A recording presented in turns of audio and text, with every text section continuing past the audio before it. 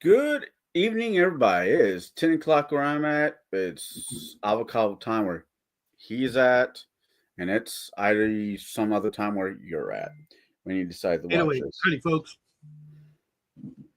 With that being said, Awesome. I just happened to find another cigar in my humidor for some odd reason. What a weird place to keep them. And, it's Well, Tuesday. there's, I could say something, but I'm not gonna make the Monica Lewinsky joke, but I'm too classy for that. I have a humidor. I don't have a humidor.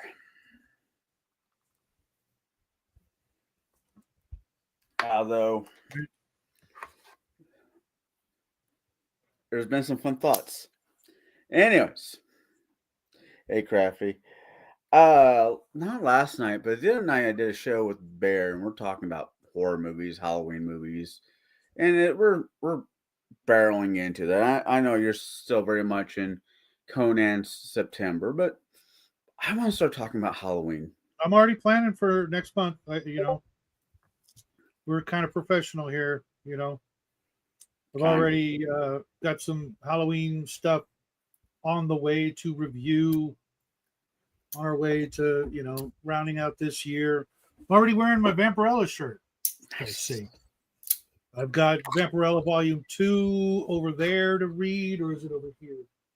I'm not sure. I've got more creepy magazines to review coming in, and I'm going to review, you probably don't remember, the Tomb of Dracula comic book by Marvel. Yeah, I know of it. I've seen it. I'll be getting that omnibus. I think it's not out yet, so it's on pre-order, and when it'll ship like the 23rd of this month, which means it'll be here with plenty of time to start reading it before October, and some other Halloweeny stuff. So yeah, since the early days, Halloween was like a big month for us because that's when we could go to the dollar store or 99-cent store or whatever you've got in your pound store in your neck of the woods, and they would have cool Halloween decorations that we could chop up and mutilate and turn into gaming stuff. But since COVID, they've had a lot less stuff, and 99-cent store went out of business, but something's coming back to replace them, at least in our old location. It's like I forget what it's called, but it's got a name that's similar, but also different enough for you not to think that it's the 99-cent store. So we'll be able to do some of that. But 99 stores. We have like Dollar General, Family Dollar. yeah, we've got all those too, but it's like something very different, but it still lets you know in the title that it's going to be that. Plus, there's also the Spirit Halloween store will be opening up, and there's some costumey stuff I want to get. I don't know if it's 100% true. I heard this, and I kind of hope it is. The company, the guy who does the Spirit of Halloween, great business plan. Rent out space, sell your wares, and once it's up, put all back into storage. Low overhead, a lot of profit. Makes great sense. No, it's not low overhead. It's low overhead on a yearly basis, because you're only renting for 3 or 4 months, but the actual monthly is staggering. At least here. Places may vary. And, there's supposed to be a Christmas version of that. Cool. I'm kind of would be interested to see what a Christmas version of that looks like. Probably pretty awesome. Yeah, that's what I'm thinking. I mean, I've been into a couple small towns where they have the year-round Christmas store where you walk in, it just feels like Christmas, which is always kind of unnerving. They used to have Santa's Village up here. Yeah. It's kind of unnerving because it's mid-July and it's, ho, ho, ho, Mike. Put down the crack pipe, Santa. But they're cool. I always like this, any Christmas shop that makes you feel like you're walking in a Charles Dickens novel for Christmas is gold for me. Yeah. I mean, it's a happy time of year for most. the festivities and the decorations and the mood and the colors and the lights and all that, for the most part, for most normal people, at least in the United States, it should elicit, feelings of, wholesomeness and goodwill toward man and all that, stuff. I can't help but see it as a net positive. No, but back to the times of ghouls and goblins. Oh God, I've had this song stuck in my head for the last couple of days, last like month and a half. Rocky Road to Dublin, and one of the lines is I cut down a stick of blackthorn to banish ghosts and goblins. And so when I said it, the song just ran right back through my head really quick. I love Halloween. I mean, I love the idea of Halloween outside of. I mean, there's always the supernatural aspect, the superstition aspect, and you get the religious aspect with the down in Mexico with the Day of the Dead, where they pay homage to their ancestors, which I think is amazingly awesome. And those the sugar skulls are fantastic. Apparently, for me, I don't know who the hell my ancestors are. I have literally no clue. And I'm not going to trust Ancestry to tell me. That's fair. That's fair.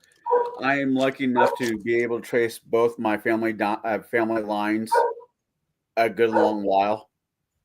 I'm not close with my modern family, but I can tell you who my great great grandpa was, I guess, for whatever that counts. Gonna go strangle the pooch. I want to. Oh my God. Now that I close the door, he'll be up trying to get in. We have a cat that's that way. And I'm not a big cat person. I think that's why I like the TV show Alf. Yeah, I don't like that too. That and he was always trying to eat pussycat. So I kind of, had something in common with Alf. Take that whichever direction you want. Cats are filthy, disgusting creatures. Hey, Janet. Hold on a second. Oh, jeez, I don't even have the comments on. That's why I was like, what? Hey, what's up, Nerdy? Crafty. Like I said, Halloween's coming up, and I know my daughter's going to decorate the house, and I'm never opposed to decoration of the house. And it amuses me. She has the same gift that my stepdad have. Put the lights up in December. They don't come down until September. But with Halloween stuff. Okay, it's really not how that's supposed to work, but not only that, it's kind of dangerous. You tell you know what? I'll give you my stepdad's phone number. Well, former stepdad. You can tell how it's supposed to be. Here. Not only that. Whoa. Hey, what's up, Janet? What the heck is on your head? Well, it's a costume. What are you, Harley Quinn? I was trying to do my my freak show. Okay. Well, let's see. You have a Lego show. You have the shit show. Now you have the show. Late night circus. Oh, late night. Okay. I tried to do that, but it got all screwed up because I couldn't figure out how to do it because I was going to do it only on my Patreon. But I don't know I just don't know how to stream on there. And I tried to use OBS. It was just a fiasco. So I'll have to watch some videos, and got all dressed up, and I didn't get to really do it for like 10 minutes. Okay, I got to rewind. You have a Lego show? Well, I built Legos with a little guest that stopped by. And I said, do you want to build something? Because he wanted to know how to go live and all that stuff. Because I was dressed up as a scientist, because we did the movie review for, Bruce's crazy sheep movie, Black Sheep. Black Sheep, yeah. And he comes in and he's like, can I watch a movie with you? And I was like, you have to ask your mom. So I said. The quick answer to this is video, no. And she said, sure, he can watch it. And I was like, what? So the whole time I'm sitting there like this going, waiting for something, perverted to happen and me have to deal with it. So I hardly got to really get into the movie like I wanted, but it was funny. I did the Lego Club at Jackie's elementary school. I helped out with that for as long as it lasted, which wasn't really very long, unfortunately, because I think COVID hit and it was like, no more. But I have some really big sets. I got the giant Hermione and Harry Potters to put together. I have the I guess the building, whatever the building is called that Iron Man owned, Stark building. Stark Tower. Yeah, and then it's got all the characters. It's got like 58 characters that go with it and stuff. It's huge. Nice. I saw bought the it when I price was in tag for Vegas. that. Huh? I saw the price tag for that a couple years ago. That was like about $400. Yeah, it wasn't for me because I bought it in Vegas at a special walk-in place, and that's why I said, "Oh my God, I gotta buy this!" It was so cheap, and then I got some other ones, and I put it. They took it all out of the box and folded the box and everything for me, so put it in a suitcase. I could fly it home. Did you get the Dungeons and Dragons set? Not yet. Somewhere. They didn't have anything like that. They had some really cool stuff, so I bought a few things. But I got the Bender. Have you guys seen the Bender one? No. Oh, let me get it real quick. Let me get it out of the box. That's a lovely thumbnail.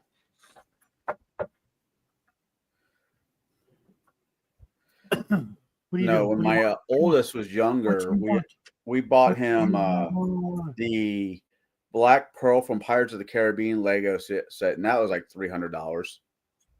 And it wasn't my idea, but they super glued it together brick by brick, so it's still together. I don't want to hear it. I don't want to. I don't want to hear it. That's the exact opposite of what you're supposed to do with Legos. Hey, I'm not the one who paid for it. That's always been my argument. If I'm not paying for it, my say has very little, go. I know, but it's just that's going to end up in a landfill someday. Yeah. Someday. Yeah. But regular Legos, when they're in bags of just Legos, there's a really good chance that those will go somewhere else. We've got Legos in this house that are 30, 40 years old because that's just what can happen. No, I Legos when I was a kid. It's literally the greatest toy of all time. Oh, that's awesome. That is I know. Nice. I can't wait to do this one. Oh wow! You can kiss my shiny Lego ass. Hold on, let me show you. Yeah. Oh, here's the other one. You see up there above the first level of boxes. There's a shelf back there that's got hundreds of empty boxes of Legos. Oh wow, that is gorgeous. It's gonna be gorgeous when I get done with it. That is freaking cool. It's gonna take a while. Well, look how many characters are in the box. Yeah, I a sad story. I bought Jackie the Iron Man set that had all the Iron Man, the different Mark armors, in like his lab. I bought that for him for like his 11th or 12th birthday. I forget which one it was. Might have been a little bit later. And it's still unopened along with another set because that was the year that he stopped playing with toys. I ordered a life-size Pamela Anderson Lego set from the early 90s. I'm still waiting for it. Yeah. Well, that sounds good. But how do you guys like my little pet? It's a skunk puppet. Yeah. Isn't it cute? That or, she's very, very affectionate to her pet skunk. Yeah, she's sweet. I saw that the other night. That's original. I know. I love it. It's my mama's. So come here. Come on up all the way. Yeah, see, I got a lot of fun stuff right here by my computer. Oh. Let's see this is my skunk. Can't tell that I like Wolverine. This is my skunk. I just have to eat Taco Bell, then I become the human skunk. Yeah, no. Next to my laptop is I got a lighter. I have another lighter. I have What medicine do you want? because No, I people don't need have some that. meds from time to time. Oh. Have this. Hold on, he needs to go somewhere. I think you saw this already, didn't you? Yeah. It's filled with slime. My hair keeps blowing in my face. Sorry. It's getting in my mouth. But yeah, it's really cool because I got it because it looked like one of those, what do you call those hands? That come up out of the ground. Yeah. Can't remember. Zombie hands. Yeah. Yeah, it's something grabber or something. Right. Or groper. I don't Yeah, know. whatever those things. It's from the game, and I just saw that and I went, "Oh, that's really cool." That reminds me of whatever those are called. But I yeah, have a friend who likes to play with modeling not clay. Well, she uses clay. Used to like they use them to what is it? It's like a cement, but it's not cement. Buddy? No, it's like when you like have footprints and you lay down this stuff to make plaster Paris? Yeah, she plays with that stuff. And she's made skulls. She's done the Adams family, hand and all bunch of other stuff. I use paper mache. I cut up old magazines and newspaper. And when I was a kid, we used to use flour and water.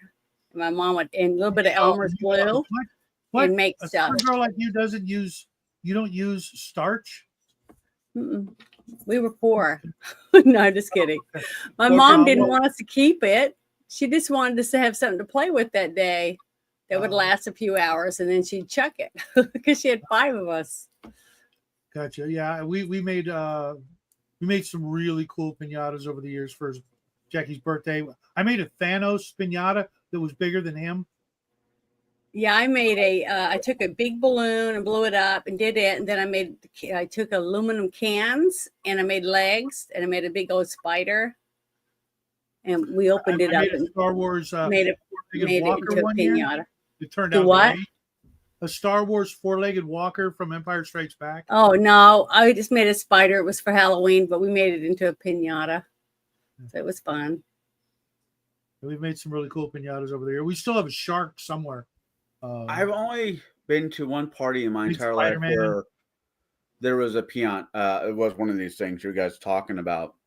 And I remember a group of, I was a kid. No, I was a teenager. And they're just having all the little kids wail on it. Nothing was happening. Then it's like, all right, and they moved to the big guy. Well, this guy freaking knocked the stuffings out of it. The problem was the adult forgot to put any candy in it. So we're just beating the damn thing just to fucking beat it. Yeah. Yeah, we'll beat you down to the ground so you don't give us any candy. And I mean, it deserved it. No, I'm just kidding. The mom, we used to have parties. We call it was in like in the summer before we were seniors, and we call it a pimp to prostitute parties. But the women dressed as guys and the guys dressed up like the women. It was fun. It's before all this transgender shit. It was just for fun. I've been to a few parties. When I was in college, we had at the rugby house, we would have 1 or 2 parties like that, because the sister house to us was a female rugby house. So they dress up as guys and we dress up as women. But it was, you wore like muumuus and stuff. You know what I mean? Yeah. With a belt or a big floppy hat. Well, with no I like to say or most of us wore muumuus. There was Chase wore something else that we're just not going to get into on polite conversation. But what was really cute is that some of the girlfriend and boyfriend groups, the couples, they would come and they would have like the woman dressed as a guy in a suit, all debonair and stuff, and then have a leash on the guy and he's crawling on his hands and knees, wearing shorts and a wig or something real stupid, just funny stuff like that. We used to laugh and have a bonfire and stuff like that. And just, it was fun. And now they've perverted everything. You can't do anything now. I mean, me dressing up like this, I've had people saying, "Oh, she plays she plays Dungeons and Dragons. I bet she has tarot cards and who knows what other stuff she does. So stuff like that. I get all kinds of stuff. Oh, she dresses up. Yeah. Blah, blah, blah. They just make everything out to be nasty. People can't just enjoy having a good time and, doing stuff that you enjoy and laughing and having fun with your friends anymore. No, I understand. It's sad. We are in a new era of Karens and Kevins. Yeah, tons of them. Yeah. There's always that one mom on the block on Halloween that didn't give out candy. She gave out, I'm going to save your soul by giving you biblical, small little Bibles and apples. There's always that one neighbor. Well, we've had haunted houses and stuff, and you get volunteers to do different things outside, help get people in line or whatever it is to raise money for the fire department, things like that. And one year we had a couple of hurricanes and stuff. So we had all these donations of half a warehouse full with toothbrushes and toothpaste and just tons of stuff. So we were going through it saying, hey, let's use this and we'll pass it out. And so what we did was when people would show up at the haunted house and then people would leave, I was at the end and I dressed up as a tooth fairy. I had a tutu and everything on. And I passed out the toothpaste and toothbrush to kids when they left the haunted house to try to, it was donations anyways, but we had so many, we'd never be able to use them all. So we were always trying to figure out things that we could do and then we'd also take stuff to the battered women's shelter and other places like that with all the leftover stuff that we didn't have to use for anybody. No, I like circuses. I was going to think about what you said. One of the problem with circuses I have are clowns. It might be the Illinoisan in me, but I just don't do well with clowns. Clowns, really? As opposed to the carnies themselves? Come on. No, John Wayne Gates, he ruined it for all clowns for me. Yeah, he was kind of creepy, wasn't he? He was kind of something. Yeah, that's yeah. See, he was creepy when he dressed as a clown and would kind of give you the heebie-jeebies. But then you have people like Jeffrey Dahmer that you would just see as a normal guy, and he would do worse to you. He'd eat you. I think it was a mixture of that guy and watching Stephen King's It. I mean, say what you want about Tim Curry, but he did that role well. Yeah. See, I'm trying to reach it. Hold on. I got this from one of the escape rooms that I went to. I went to the Saw.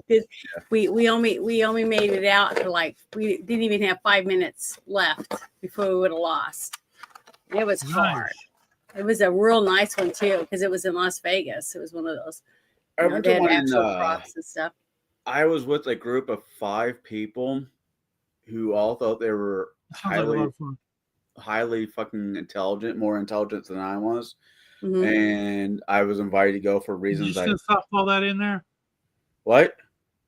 Yeah, hear me out. So we get locked in this room. They basically tell me go stand in the corner. I'm not going to be any fucking help. So I stand in the corner. I figured it out. And there was like a minute 30 left. They're still not getting it. I fucking saved the day. And I told the rest of them to go fuck themselves. And that was the end of my night with them. Yeah, I love escape rooms. They're a lot of fun. But if you don't have a good group, I can see why it would suck. It's the small details. People look for big shit. Very few people actually understand it's about the small shit that equals the big shit. If you don't understand where the small shit's coming from, you're not going to get anywhere. Yeah, I went to one that was fun. They had a zombie it was a laboratory, and you had to work your way through the lab up the steps and do different things. And there was the X-rays up on their thing and other process, but they had a zombie on a chain. And every 15 minutes, the chain would let out a foot or two, right?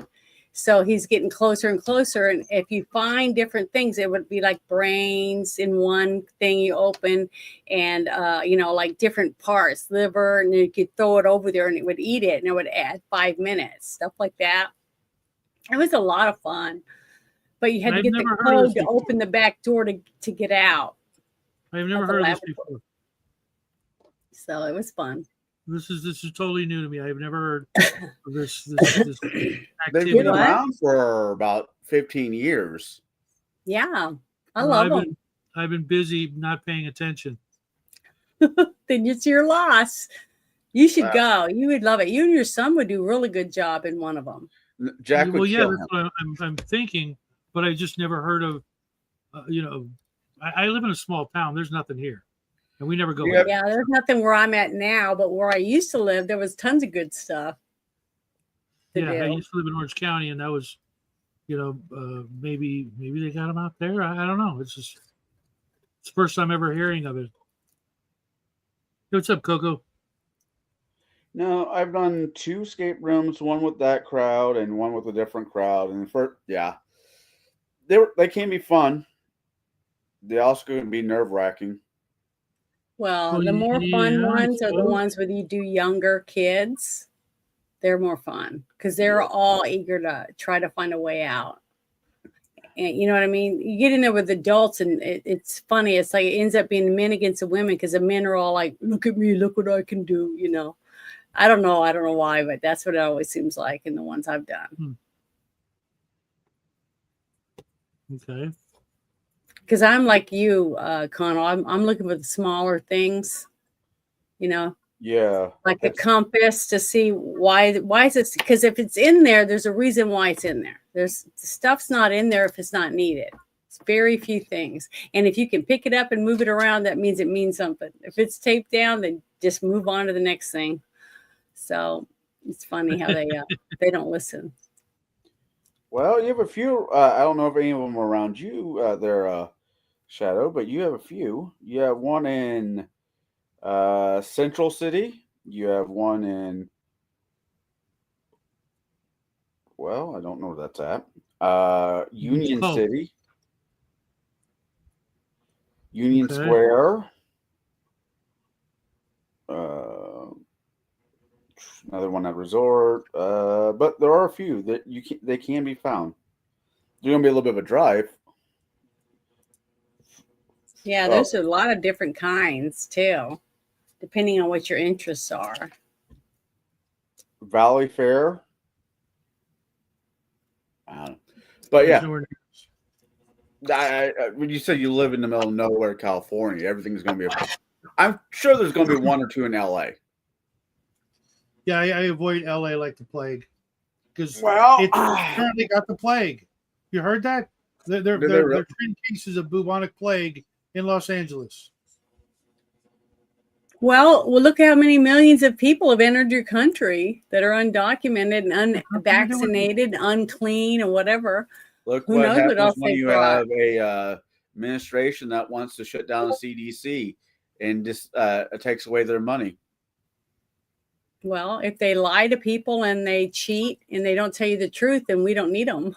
We'll do better off on our own. Do you trust doctors? Would you go in and let them say, "Oh, we need to cut this out of you," and let them just lay there and let them take it out? Here's the thing when it comes to doctors. I have a few doctors in my family. I know a few outside of it. Doctors, being raging egotistical asshats to being the small town doctor, comes in all shades, all flavors of the ice cream. Would you say that's fair? Yeah, I would say that's fair. My ego is not large enough to think that I know everything about the human body. If I have a bone sticking out of I'm like, well, I have a broken bone. Yeah.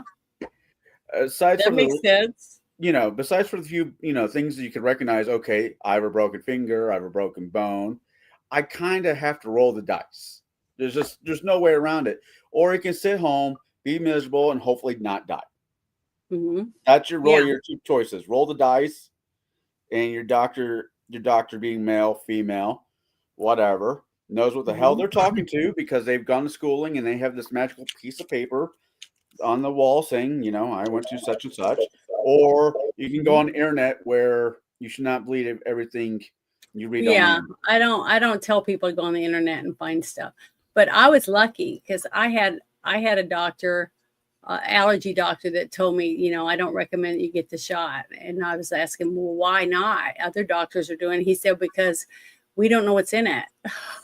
I can't tell you what's in it. So if I jab you with stuff that I have no idea what's in it, then I might not have any patients next week. So he was telling the truth, basically. And he pulled the paper out and let me see it from the thing. And it was almost all blank. Yep. So I said, okay. And then he said, don't try not to stay around people that have had the jab. Give them at least 6 weeks for the shedding to stop. And I go, what do you mean? He goes, well, I've gotten some studies from Israel and some other different places, and this is what they're saying that works best. He also said, you know, make sure you wash your hands, do all that stuff like you normally would anyways. So I never got COVID. I never got COVID, and I never got the shot. I got the jab.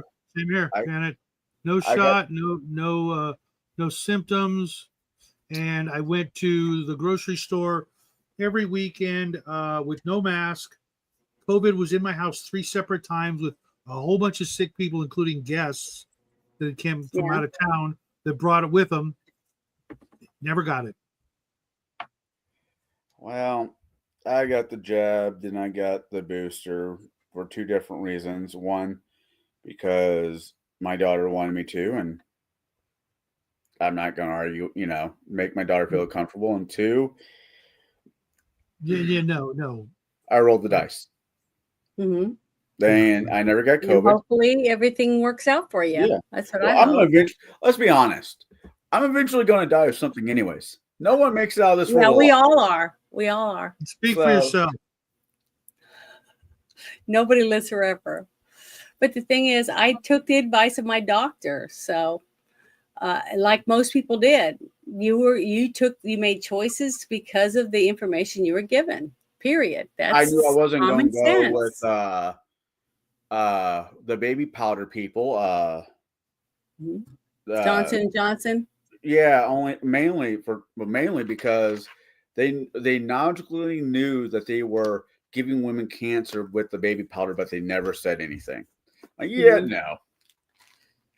Yeah, I heard that long time ago about Johnson & Johnson talcum powder. You know, so.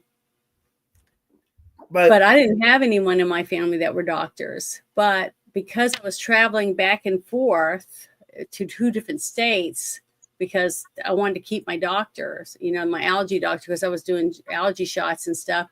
But I wanted to make sure that, you know, I connected with people that I trusted. Yeah, you have to trust your doctor. You have to, but that comes down to everything. You got to trust the person that you're dealing with. If you don't trust them, go somewhere else. Hell, doctors will tell you, just don't get my opinion. Go get a second opinion. Go get a third opinion. Somebody might see something I don't. Well, that's what you would do for buying like a refrigerator or your car. Yeah. You know, stuff. So why wouldn't you want to do it for yourself, your life? Right. I can understand that. But what was sad is I had so many people that would come to my house to visit or bring something or come over to get eggs or whatever, and they're like, here is a you know, a testing kit. You should test yourself. And I'm like, why? I don't have any symptoms. I'm not sick. And then I stack it up, you know, and I had like 20 of those in 2 months when people just bring them to me, and I never did get it. And I said, well, I never once said you should get it. I never once said anything to you about it because I didn't ask that. But then they said, well, you shouldn't go anywhere. You shouldn't do this. And I'm like, why? If you've been shot up, then why am I a threat? You should be a threat to me if you got the jab. That's how I looked at it. It's a vaccine, not a permanent care. It's not even a vaccine. They changed the definition. Well, they changed the definition to literally. Now, literally means literally anything.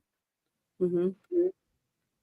I mean, going back to Halloween, have you guys seen the movie Nightmare Before Christmas? Yes. Times.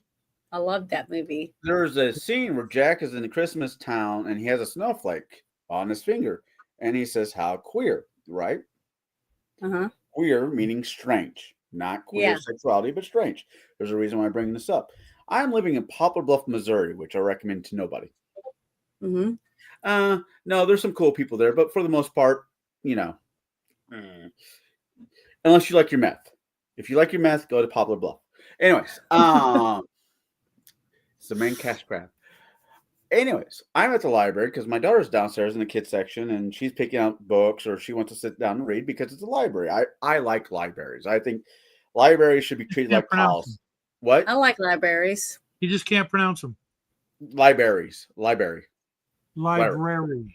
Whatever. Library. Two They words in should there. be treated like palaces. They really should. So I'm upstairs. I'm reading comic book, and I'm like, well, that's kind of queer. No, I'm not reading a comic book. I'm reading a newspaper, which had comics in it, but that's besides the point. And I'm like, well, that's kind of queer. The guy next to me is like, you can't say that word. I'm like, queer?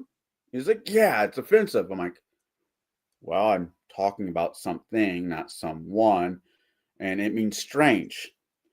And he's like, well, it's offensive. At the entire time, he's chewing me out for using a word that's in the dictionary that you can find at the library.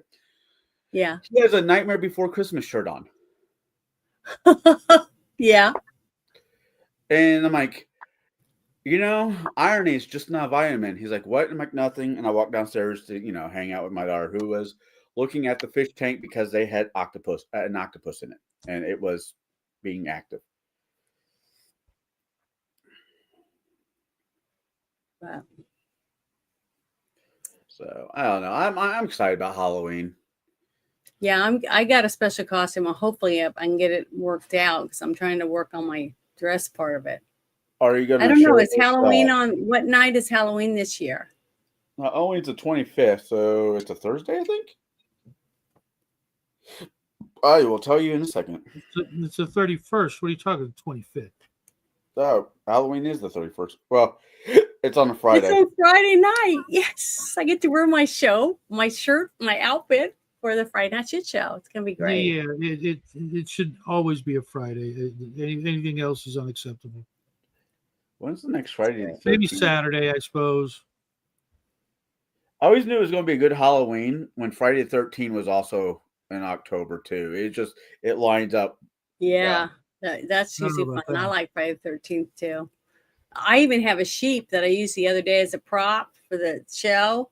It's a sheep, a Serta sheep, and it's a number 13, and I have it on the dash of my truck. And I've had people offer me like $60 to buy it from me, and I'm like, nope, it's not for sale. I think I'm going to dress up as a single father this year. It's a very expensive How are you going to do that? Well, what you do is you take all your money that you have in your wallet and you give it to your kid. You put on blue jeans that need to be retired 5 years ago. You put on a shirt that has more stains than actual fabric. And you That's shuffle more up like your a dad. You'd be dressing like a dad. Yeah, but I'm a single father. Because if you're not a single father, normally you have a spouse that helps keep you somewhat. Oh, I guess you could be put together. Right.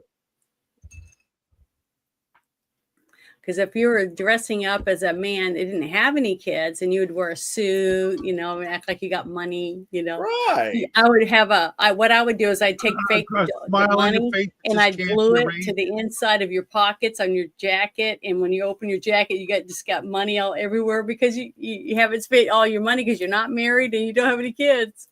That'd be a funny costume. Now, if I was dressing up as a father, I would pull out my I have a sweater jacket. What are those things fucking called? Anyways, like a Letterman's jacket? No, like sweater? like Beaver's Leave It to Beaver's dad would wear when he was at home. Cardigan. A cardigan. I have so you could smoke a cigarette and have an ascot on around your neck. No, not an ascot. Just wear a cardigan. I break out my pipe. I put on these glasses and look like a dad. Yeah. But since I'm a single father, I get to look like a slob that has a kid who has all the money. Yeah. You got to think about things. That's good. That'd be good. But you could also dress up as a gynecologist and put your stirrups on your shoulders. That'd be funny. I know my daughter would never forgive me. I did have a friend. She'd probably come up and slap you. I had Yeah. You say your daughter would never forgive you. Who's the parent? You know, just come on. because I'm the parent doesn't mean. I had a friend. He passed away a while ago. His name was Mickey. His dad was named Donald. We called him Donnie. So when he had a kid, he named his kid Mickey. So we called him Mouse. Yeah. Anyways, the Mouse was older than I am by at least 5 or 6 years. Anyways, 1 year for Halloween, he dressed up as a used tampon. He got pulled over by a cop. She did not appreciate his costume. Gosh, you think? He's the one who told me how to deal with crabs. You gotta shave one side and burn the other, and when they flee across, you can stab them with a fork. I miss that guy. Terrible. Yeah, I miss him. Yeah, Disgusting. I mean, his humor was crude. I'm not gonna disagree with that, but he was a really good guy, and I miss him. Yeah, it's hard when you care about people and they're not there anymore. Yeah, it sucks. My grandma McIntyre, fucking Romanian, superstitious as it comes. She loved Halloween. She often complained that American Halloween is a huge Hallmark card next to Christmas here and Valentine's here. Everything has become that. You know, here in the States, yes, I agree. Here in the States, immensely, I agree. Yeah, but it's not the awful thing you think it is. You know, it makes it convenient and affordable and available to just about everyone. Do you know the story of Saint Valentine? Which Who, one? me? Then either one of you guys. You know the story of Saint Valentine? Not really. Shadow? What do you mean? There was a priest named Valentine. Do you know the story behind him? Oh, no. I was thinking about something else. When most people think of Valentine's, they think of hearts, candy, Cupid. I thought it was a priest or something. He was a priest. But everybody has this idea of Valentine's because it's been highly commercialized, highly cartoon and whatnot. But St. Valentine's was a real person. He was a priest during the time of Augustus Aurelius, or one of the Augustuses in the Roman era. Mm-hmm. And this empire, this emperor thought marriage made his soldiers weak, so he outlawed marriage. None of his soldiers could get married ever because the husbands were too busy thinking about their wives when they're at war. I'll be right back, guys. Okay. Thinking about what's in front of them, right? Yeah. So Valentine's disagreed with this, immensely disagreed with this. So he would marry people behind closed doors, and he eventually got caught, and he was sentenced to prison for the rest of his life, to be executed. While he was sitting in prison, he fell in love with the warrant's daughter, and she loved him back. On the day that he died, or the day before he died, he wrote her a note saying, "Forever, your Valentine's." Yeah.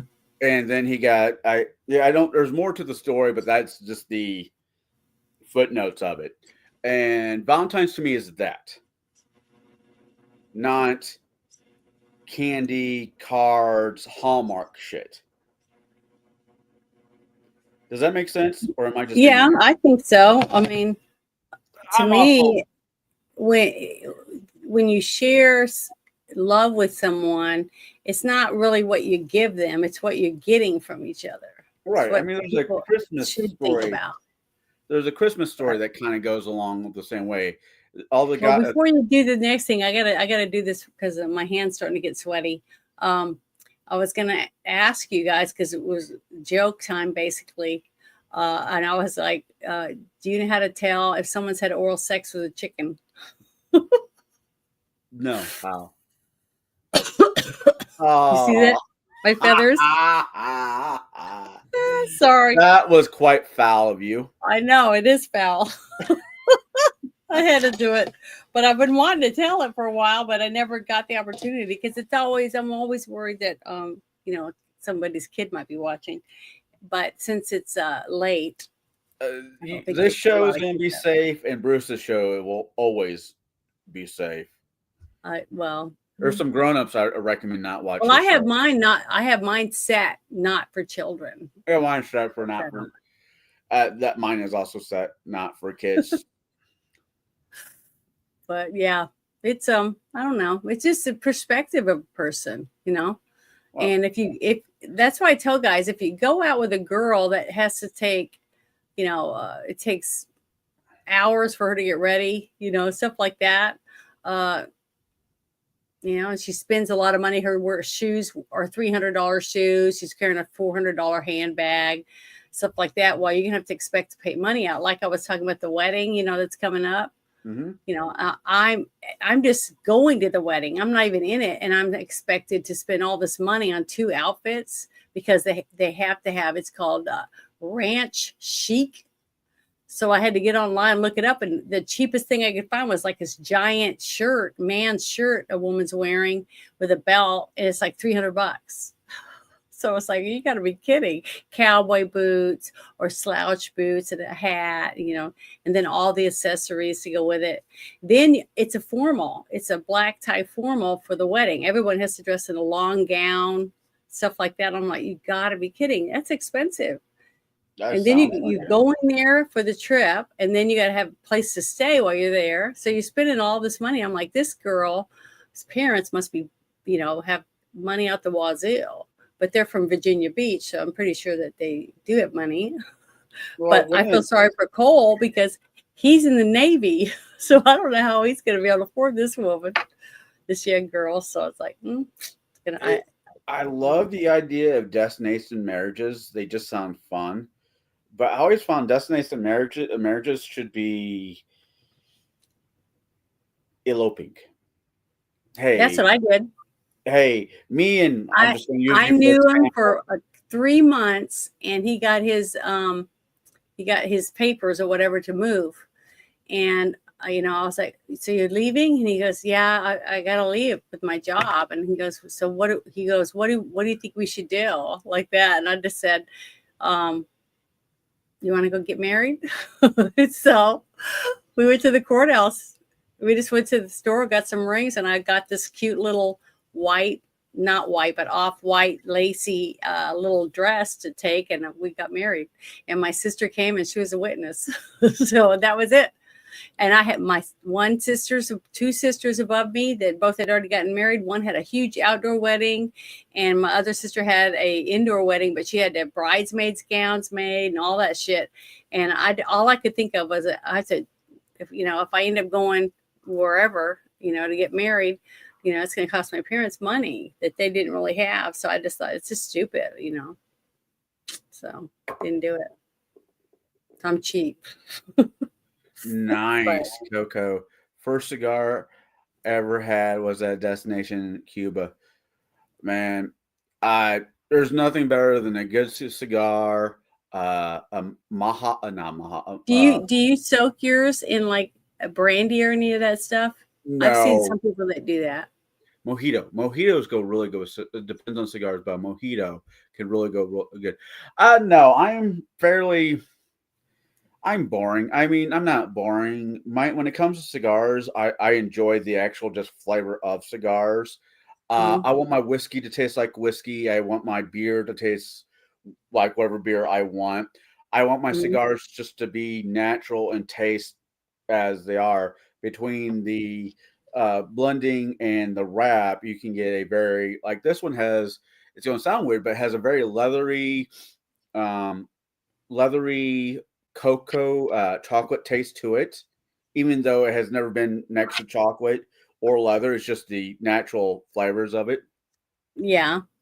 So if me and you, Janet, we're going to run off to get married, you have 2 choices. That's what happened to me today. I was in a space. You know what a space is, right? Yeah. Okay, on X. Well, I was in there and I was they were talking about different kinds of food and all this kind of stuff and what's good for gifts, whatever. And I said, well, I try to make jerky and give it to my friends on, for the holidays or whatever. And I go, and they all said it was pretty good, I guess. And they were like, do you make venison jerky? And I said, no, I've never done that. And they said, well, why not? And I said, well, I don't know. I just never had a place to take the venison to get processed before I get the meat, and plus I don't know what kind of flavor. I don't know if teriyaki would be a good flavor with venison.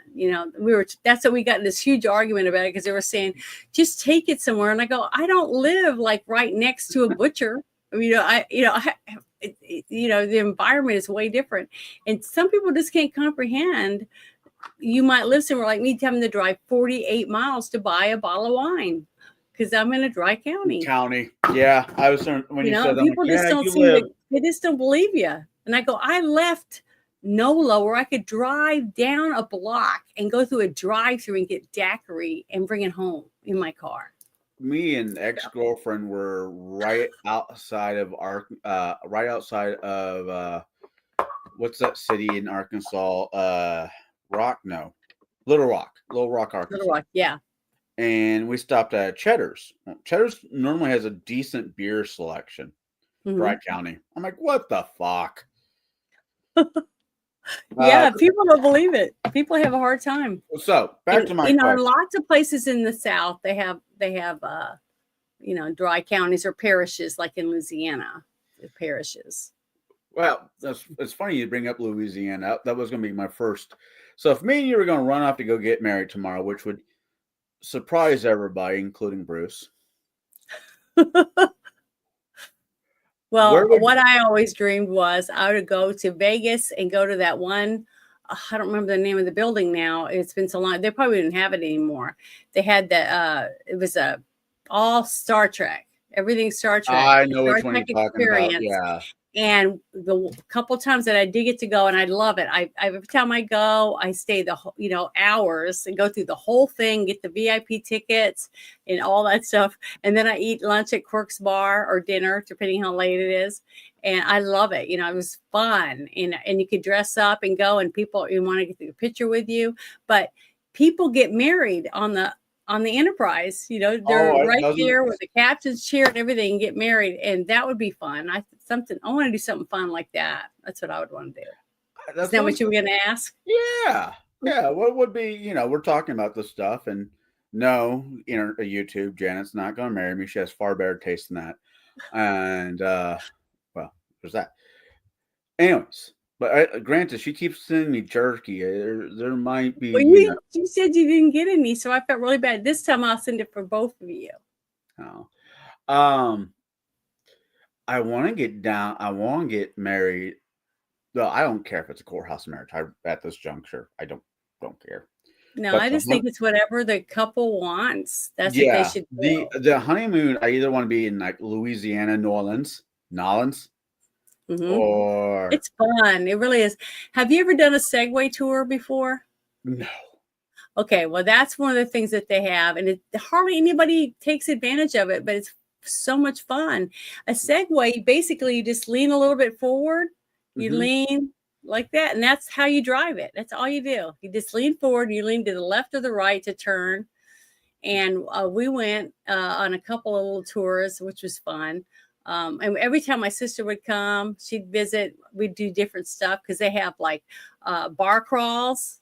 Yeah. You ever heard of that? Oh, I've been on a few bar crawls in my day. Yeah, you sign up for a few of those. You get to go to all the different places and carry your drink around and go in and get filled up, whatever. But what's great about doing it in New Orleans, you can dress in costumes and stuff. And one thing that I have is I got these, they're giant fake boobs. They're huge. And I think they were like Beth, Dog the Bounty Hunter's wife, supposedly Beth's boobs or whatever. And I would take that and I'd wear a big shirt over it and I'd go with friends, like let's say someone's coming to visit because I had a townhouse and people would always want to stay with me, but they always wanted to go to the quarter, right? So I'd go down there with them and they go, oh, how do you get the big beads? The big giant ones, long ones, real fancy. And I go, well, you got to show something. because the people up on the balconies, they'll say, "Hey, show us your tits," or "Show us your dick," or whatever, Right. that kind of stuff. So they're yelling, and I'll tell you about that part in a second. But so they go, well, I yelled, nobody will throw me anything. I might get a step down. I said, well, you got to show them something. They're like, what? And I go like this, here, and I flash, and then they throw beads down, and I give it to them. And I take them to the parades and stuff like that, and get big bags, those little tote bags you get from places filled with crap, just tons of crap. And my favorite parade is the Irish Italian parade. If you ever get to go, make sure you go to that, because they throw cabbage and sausage and all kinds of fixings, potatoes. So you have to really pay attention, because getting hit in the head with a cabbage or potatoes and stuff isn't fun.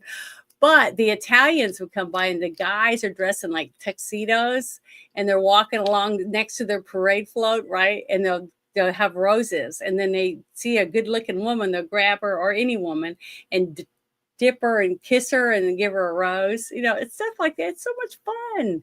People have no idea how much you're missing. But one thing I want to tell you about the beads. Okay. If you go down there and you want to throw beads and see tits and stuff, you rent one of the balconies. You rent a balcony for maybe between $50 to $100, depending on how big the balcony is, how many people you have, and they give you beads and stuff to throw. So you'll be up there, and you can yell and scream while you're drinking, because almost every place has alcohol. But that's how come there's always like that. They're real festive and stuff. It's because it's someone from another state or another country that are saying, "Hey, throw us your stuff." I've always wanted to go to like Florence for their Mardi Gras, or Paris during their, for Carnival. The Carnival, yeah. That's a real fancy costumes. I gotten to do some of those. Those are fun. Feathers. Geez. When I was younger, my uncle Dan, great guy, taught me how to surf on big boards. Yeah. And so I would surf with him, and we always talked about going up to Martha's Vineyard to surf up there. Well, I like wine, and my fat ass is too fat to surf anymore. So if I ever make it to Martha's Vineyard, I get a shirt saying I've been to the Boneyard, and then come back a couple bottles of wine. But no, I don't know. There's some interesting places. Oh, this is really cheesy. You ever seen Bill Murray's Groundhog's Day? No. No. Wow. Where is it? It's Bruce. Oh, Groundhog's Day. I thought you were talking about a bar of his. No, or something. No. But yeah, I saw Bill Groundhog's Murray's Day. Groundhog's Day, right? It's a good movie. It's filmed in Woodstock, Illinois.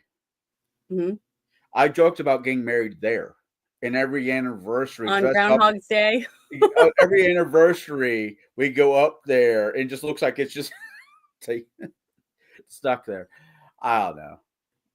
I'm a dork. It happens, and a hopeless romantic. But keep that one to yourself. We have people in here. Oh, I don't care. They can hear you. And whoever decides to watch us later on. But no, I don't know. I always thought my adult life would be a whole lot different than what it is now. I know. And each year you get a little older. You're like, what do I want to do the rest of my life? Who am I going to spend it with? What am I going to do? That kind of stuff. And then each week or month that goes by, and you go, oh, it's been another year and haven't done anything different, It's like, I want to have, for 4th of July, I want to be that guy on the block that everybody goes to for hamburgers, hot dogs, and 4th of July stuff. During autumn, you have at least one, not Halloween, but one autumn party where you have done a traditional Sleepy Hollow theme. Where we have like Dunkin' for apples, and but nobody wants to do that shit anymore. And those who want to do it, or those who do go to the things, normally have more money than I do. Yeah, it's just it's sad when you live somewhere and everybody's so boring. They are all in bed by 8 o'clock at night. Oh, I'm awake by 7, but I truly don't wake up until like 2 o'clock in the afternoon. Then I am Oh, not a see, I morning do. I wake person. up early every morning. I like this morning. I think I got up I first woke up the first time like at 2:30 in the morning because I was so stuffed up, and I got up, walked around a little bit and stuff, and my head started draining. So then I was able to go back in bed and prop myself up with some pillows, so it wasn't so bad.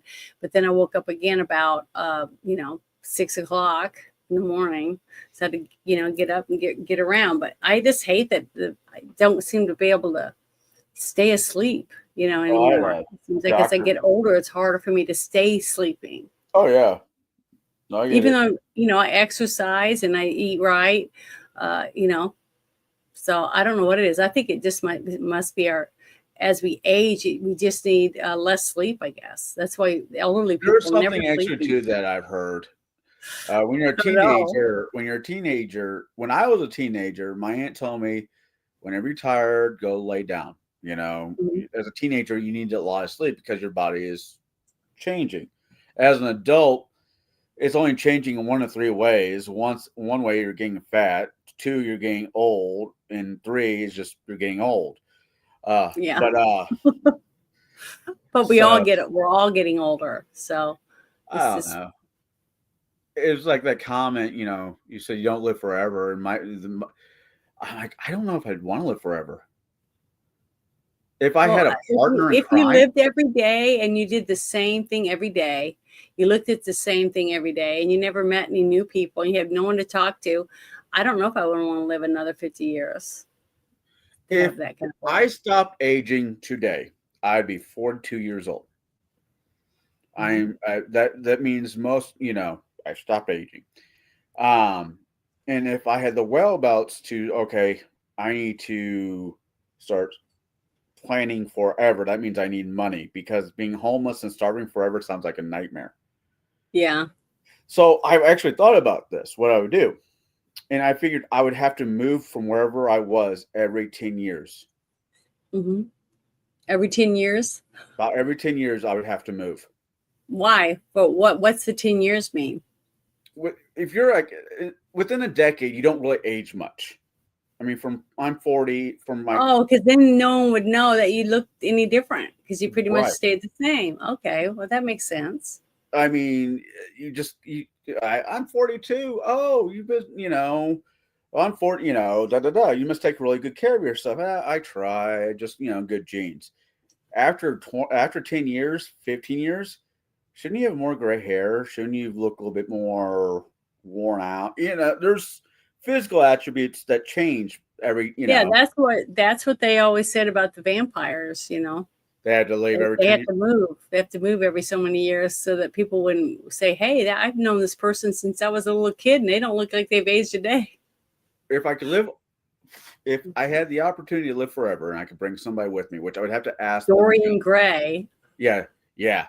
See, I think you could do forever if you had a partner. Mhm. Yeah, that's why vampires are always trying to find a mate. Right, yeah. And okay, I can live forever. Okay. Genie pops up. You have 3 wishes. All right. What do you want? I want to stop aging. I want to, look like I do. Actually, I need 5 wishes to fix some stuff.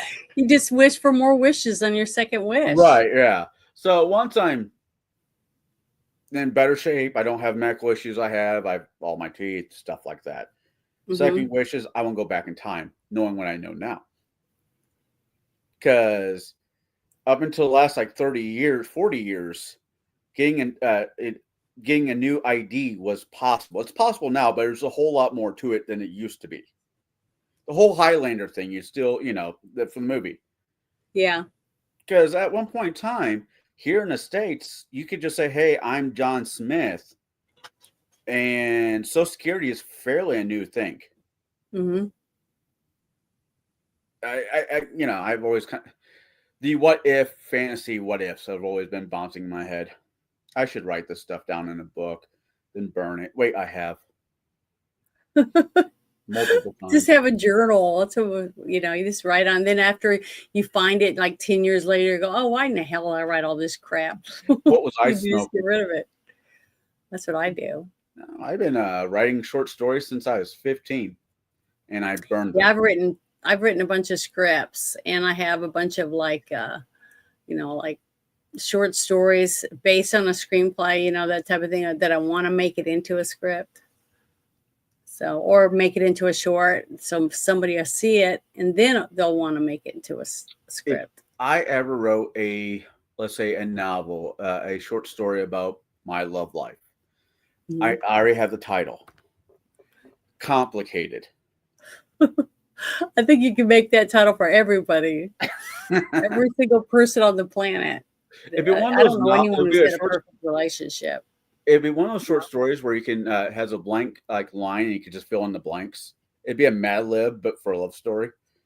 Yeah, could do that. That's a good coffee table book there. Yeah, it's good something. Good thing to throw in the fire when it's cold outside. I don't know. I don't know. I love being a parent. I love my daughter. Seeing her go Mhm. through high school makes me think about when I was in high school.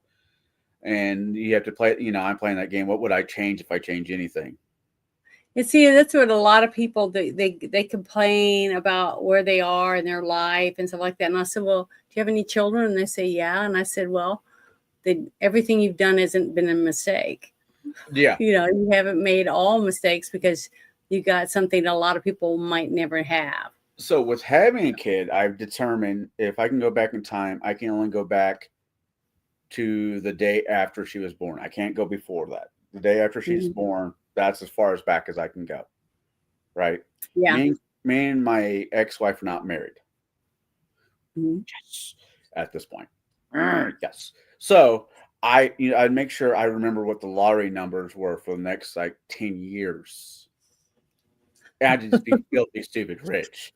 I still have a kid. Yeah, all you'd have to do is go back until like before what was it, $1 billion, this last lottery? Yeah. And make sure you knew the numbers for it. And then you'd be rich and you'd be set forever.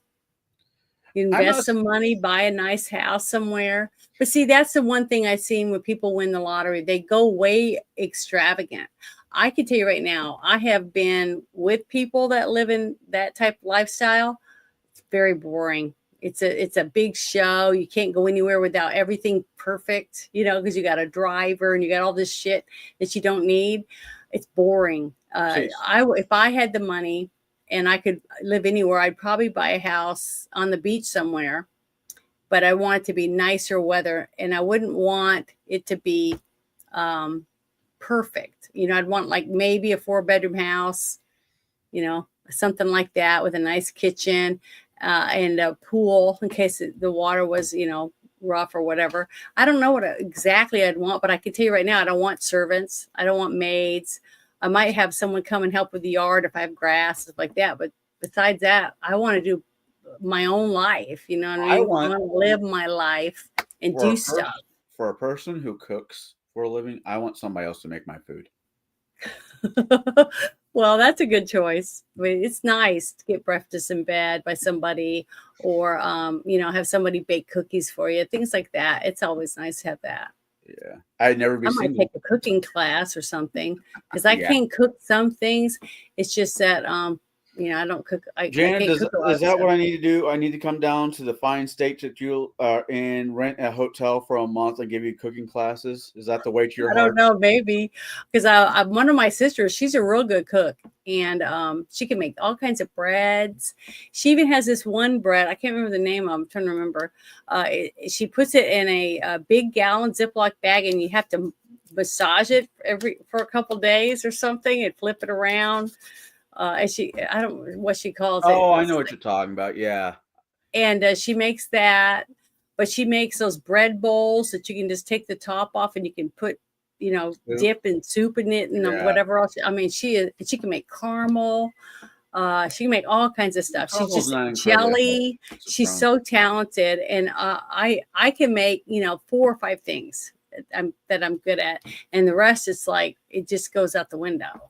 So it's like, you want another sandwich? That's the way it is. Because I like grilled cheese sandwiches. I like tuna salad sandwiches, and I like to eat salad. I like to make a nice do you like kid version? Do what? do you like the kid version of grilled cheese or do you like adult grilled cheese? One like I made my kids. Interesting. Because I like And making sometimes I'll put ham on it, and sometimes I'll put a couple pieces of pepperoni on there because that's really good. It's almost like eating a pizza sandwich. It's delicious. so you Because get I like, have to be very selective with it because I'm only allowed to have like 2 pieces of bread a day oh yeah. because it makes the back of my neck itch and stuff because I have a gluten intolerance. So See, it doesn't hurt my stomach though. It just makes me itchy. I get rashes and stuff. I get that. It's just You get weird. a good, good piece of bread. I like using Texas toast when I'm making grilled cheese for the kids. Yeah, Bruce sent me some stuff on the right kind of flour and stuff that I should have because I bought me a bread machine so I can just put the stuff in there and it molds it or whatever and bakes it. But see, a lot of people don't want to eat that because when you cut it, it's not the same as bread, that you buy at the store and you can pull out. Yeah, no, I have. It's more airy looking and stuff, so it's just not the same. But once you eat on it a little bit, you start getting to where it's pretty good, especially when it's better for you. See, I'll make grilled cheese sandwiches for the kids, and I'll make myself grilled cheese. I make adult grilled cheese sandwiches for myself. Which Well, what's the difference? Sauteed bell peppers, onions, mushrooms. Yeah. The fancy ones. A little bit of marinara sandwich. sauce, some pepperoni, some cheese, and you got a grilled cheese sandwich that tastes like a pizza. Mm-hmm. It's not. They used to make let's see, God, I don't know how long ago it was when I worked at Pizza Hut. They used to make this thing called Priazzos. Yeah. Yep. Oh, those were so good. They were good. Oh God. Okay. Remember when don't judge me too hard. What? So remember when Pizza Hut had the Bigfoot pizza? Bigfoot? Bigfoot. It was a Bigfoot pizza. The thing was huge. It was like 3 pizzas. It was like square cut, but it was like 3 pizzas put together. There was a time in my life I could sit down and eat one of those by myself in one serving. Holy shit. That's a lot of bread. I was also in rugby and boxing, so anything I put in me, I was burning out like the next day with running and whatnot. What's so funny with me is I take everything, all leftovers home. I don't leave anything. I always ask for a doggy bag because I have chickens. So whatever is on there, I don't care what it is, from everybody's plate, I'll just fill it up in a thing and I'll take it for my chickens, right? Yeah. But with pizza, what I'll do is I'll scrape all the topping off of it and put it into a bowl or whatever and keep it. And I'll eat that just without anything on it, on any pizza, bread or whatever. And then I'll give the pizza, slices that's left to the chickens and they'll eat that. But I always eat that good stuff that used to be on a pizza. Because it doesn't make me sick as much as the bread does. Okay. Hope Shadow's okay. It has something to do with Jack. Yeah, I know. I'm hoping everything's all right. So you can eat pizza bread, a pizza crust, and have less. Okay, that's curious. No, I don't like. I hardly ever eat pizza either. I don't go to the. I don't get pizza. Oh, I don't eat bread. You eat the toppings. Yeah, scrape the topping off. All right. I'm like trying to figure out what the difference between crust and bread is. Yeah, and I don't eat it. And when I went on my trip, because remember I got a trip because we babysat those beagles, okay, 2 beagles. I got a trip, and it was so funny because every night we'd go to dinner, and they had picked the different restaurant that you could go to that came with your ticket, right? So we'd go to different ones that fit our ticket because it was included in the price or whatever. And they get, what would you like to drink? And I'd say, I'd like a glass of milk. They all laugh at me. Because everyone else was like, why don't you want a glass of wine or whatever? And I'm like, I want a glass of milk. I like milk with my meals. And then the waiter would go, cow's milk? I was so embarrassed.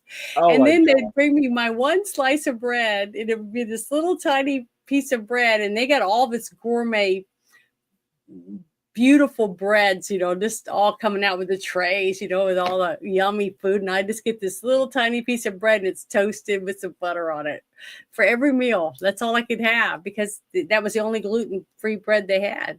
So Actually, it really sucks. now that I Sorry, think my about hair's it, and everything. if I ever get married again, I Yeah. want to find somebody who will be willing to go to Universal Studios and get married outside the Harry Potter bank. I dress Yeah, I've up been as there. I'll dress up as Sirius Black. Yeah. Yeah, or Hagrid. Depends on if I decide to shave that week. And have them get either dressed up as Bellatrix. Yeah, as Bellatrix. That's horrible. Not really. I mean, it's a fun place. I've been there a few times. I actually It's a lot of fun. I was What's your lucky favorite ride, though? What's your favorite ride at Universal at Studios. Universal? Uh-huh. Okay, keep in mind it's been damn near 20 years since I've been there. Yeah. It's been about not quite that long for me, but it's been a while. Memory wise, I've been to Universal Studios twice in my life. Once out in California and once in Florida. Mm-hmm. I've only been in one in Florida. But... My favorite ride at the one in Florida was Back to the Future. Okay. California, just the memories that go with it. The Bigfoot, not Bigfoot, King Kong ride. There's a picture. I have to find a picture. I'll send it to you on Discord. Yeah. There's a picture of me, super little. And this is the one out in California. Me standing next to a cutout of Magnum PI, Tom Selleck. Yeah. I was a cute kid. I don't know what happened. Well, I do, but yeah. I'll see. I'll have to look through my pictures and find if I have any good ones of me doing stuff like that. But when I went to Universal, my favorite ride was the Simpson ride. That wasn't, yeah. That was freaking fun. Now I rode I think it was called the Hulk. That was I thought my neck was going to break. So I was kind of like lopsided like this, after I rode it. Now the Mummy ride was fun, especially the part where the fire and you could feel it. I mean, it was like it's going to burn all your hair off. Which ride was that? The Mummy. Yeah, after my time, because they had the behind the scenes tour where you're on and you go through like the town square of Back to the Future. Mm-hmm. The earthquake movie where you could actually feel the heat coming off the sideways. Yeah, and they also had that really cool one with the Wizard of Oz.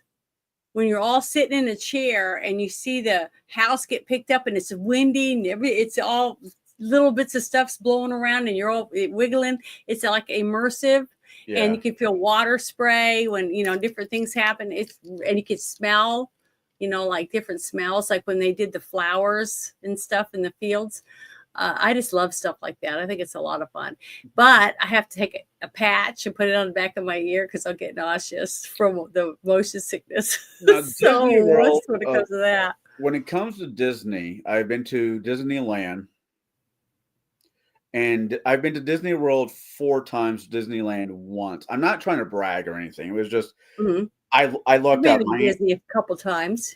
I like outside of the politics that goes with Disney. Some of my best teenage, preteen coming to visit my family here in States or at Disney, going to Disney World. And it's I'm always of mixed feelings when it comes to Disney. I'm like, yeah, I understand, but it really is a really cool place for kids. At least the park is. And the movies have, but anyways, not going in there. Anyways, so like going to the Haunted Mansion was fun. I loved that. I thought the Haunted Mansion was like a magical experience. Oh yeah. For a kid. Mr. Toad and Mr. Frog or whatever in a wild ride was fun. Space Mountain, of course. They had you get a laugh, but I tell you, one of my favorite things I ever got to do at any park, and it was at Six Flags over Texas. And every time I get to go, I still want to go do this one thing. And it seems like the last 4 or 5 times I've went, it was closed. It was it's Casa something, I can't remember, had to do with magnets. And you go in and you walk in and you're walking, it's almost like you're walking like sideways through the place, even though it was straight, but your body's leaning over. And then they rolled like apples, and they rolled uphill because of the way they built it. It was like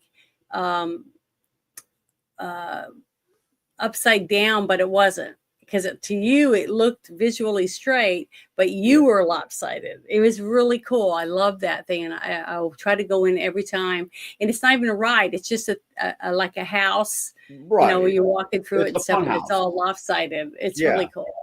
Have you ever gone to any of those Ripley's Believe It or Not museums? I've been to one, and that was in Vegas. I bet to the one, I think it was in Chattanooga, was the one I went to, or it was somewhere in Tennessee. And that had stuff like that where you're walking one way. It kind of felt like that scene in Willy Wonka and Chocolate Factory where they're walking down the hall and just get And it gets smaller and smaller. Yeah. And you're having to crouch down. Yeah, it's neat. I think that's cool. Now, in New Orleans, there is a thing. It's called the Insectarium. And you get to go in, and it's all about all insects. And the one thing I love is there was a little tunnel you go in, and it's like an earthworm had made it. And it's all like dirt, and the ground is soft and squishy, and the walls are squishy. And then as you crawl, you go walking through that, you'll see different other creatures that live in the dirt. And when you get around the corner, you go around this one corner, and this giant door opens, and giant trapdoor spider jumps out at you, stuff like that. Really fun. I don't do haunted houses for a reason. Jump scares. I got some good ones. I'm living down in Tennessee, and they have one of the top. It's in the top 10 best haunted houses in Illinois. Not in Illinois, in America. Anyways, they have a touch night where the cast can touch you. My friend at the time, we don't longer talk for reasons. Yeah. Thought it'd be a good idea to take, because he was working at this one. Yeah. And he thought, hey, come here this night. I'll get you in free. I'm like, I don't do haunted houses. It's like, you'll have a great time. I'm like, okay. He's like, tell you what, I'll pay for it. I'm like, even better. So I go, and I'm walking around, jump scare, not a big issue. Out of nowhere, this guy wearing this mask comes out and grabs my shoulder. I reach back, and I hit him so damn hard. He fell into the wall, and the wall toppled over. And he takes off his mask, and his nose is breathing. You can see a bruise. I'm like, fuck, I am so sorry. He's like, that was the best reaction ever. Can I get probably had cameras in there? Oh, yeah. Yeah. He's like, can I get a picture with you? I'm like, sure. Before or after they put handcuffs on me, because my ass is about ready to get arrested. Yeah. Nope. I didn't get arrested. But he's like, my friend at the time thought, I figured that might happen. He's like, you put me in a situation where somebody was going to get hurt. This is your fault. Yeah. And well, she should have told you that they could touch you. Yeah. But yeah, there's some really good tours. You could take a cemetery tour, where if you like old statues and headstones, things like that, it's very interesting. And a lot of people that like to do rubbings and things like that of old, headstones, stuff, they'd like to take that tour. Especially when you can you can do it on segways. And just like I said, and what was funny is at the beginning, you signed a paper saying that you won't drink, and all these different things. And man, our guy, it was only like 4 of us, and we had a guide, and he was like, and this is that, blah blah blah. And then he goes, "You want to stop at a bar?" We pull up, we don't have a drink, and then we get back on the Segway tour and go for it. It was fun. We laughed, but then it rained, and I'm wearing white. Oh my. So yeah, it was. I was embarrassed. I was so embarrassed. And you're riding along, so it's windy, so you're colder. All this stuff. It was really bad, but it was fun. We still had a good time. But what's so cool is they have those big mausoleums, right? Because most of everyone is buried above ground. because most of the place it can flood. It's, you know, under the water table. So that's why they bury people above ground. Oh, But yeah, what's yeah. so cool is that they show you in this one tour, you go in and they show you that there's 8, you know, people, you know, in this, they have these little slots where you take their nameplate out or whatever. And this is what they did. They said they took the bottom nameplate out, they set it down, and they said, and then they pull a slat and you hear this thunk noise, right? And they pull this, Right. they shut the slat back again. Then they go to the next body above it and they take this nameplate out and they put it in the one below it. And then they pull the thing and you hear the thunk, and then they put it back in. So that's what they do. After 100 years, they let the bones or whatever from the bottom drop down, and then there's a person that comes and gets the bones, and then they put them in the crematorium, whatever, and they can get rid of them. They can dispose of it that way, because after 100 years, nobody comes to mourn the person that died, right? Right. So you pay for this, get 100-year service or whatever, and then they put a brand new body at the very top, and they're wrapped in like some kind of bag, because you know you're not in a casket anymore when they put you in those things in the mausoleum. So it's really interesting, though, the way they've been doing it for, you know, hundreds of years. And then you get to learn a little bit about the voodoo culture and things like that. I just love living there. I miss it so much. I wanted. So my youngest brother Aaron got married, Hmm. and he didn't invite any of the family, and it really pissed off my aunt. So Karonda just had Maggie, and I was raised, if you get somebody pregnant, you do the right thing, which is really dumb thought processing. But no, it isn't. Because the thing is, when you're not married, okay, a lot of men don't understand this. When you're not married to the woman and you don't happen to be there when she gives birth, guess what? She don't have to put your name on there. I agree. What I think so is, you but want to be a dad. My wedge in this argument is this. I found out she was pregnant.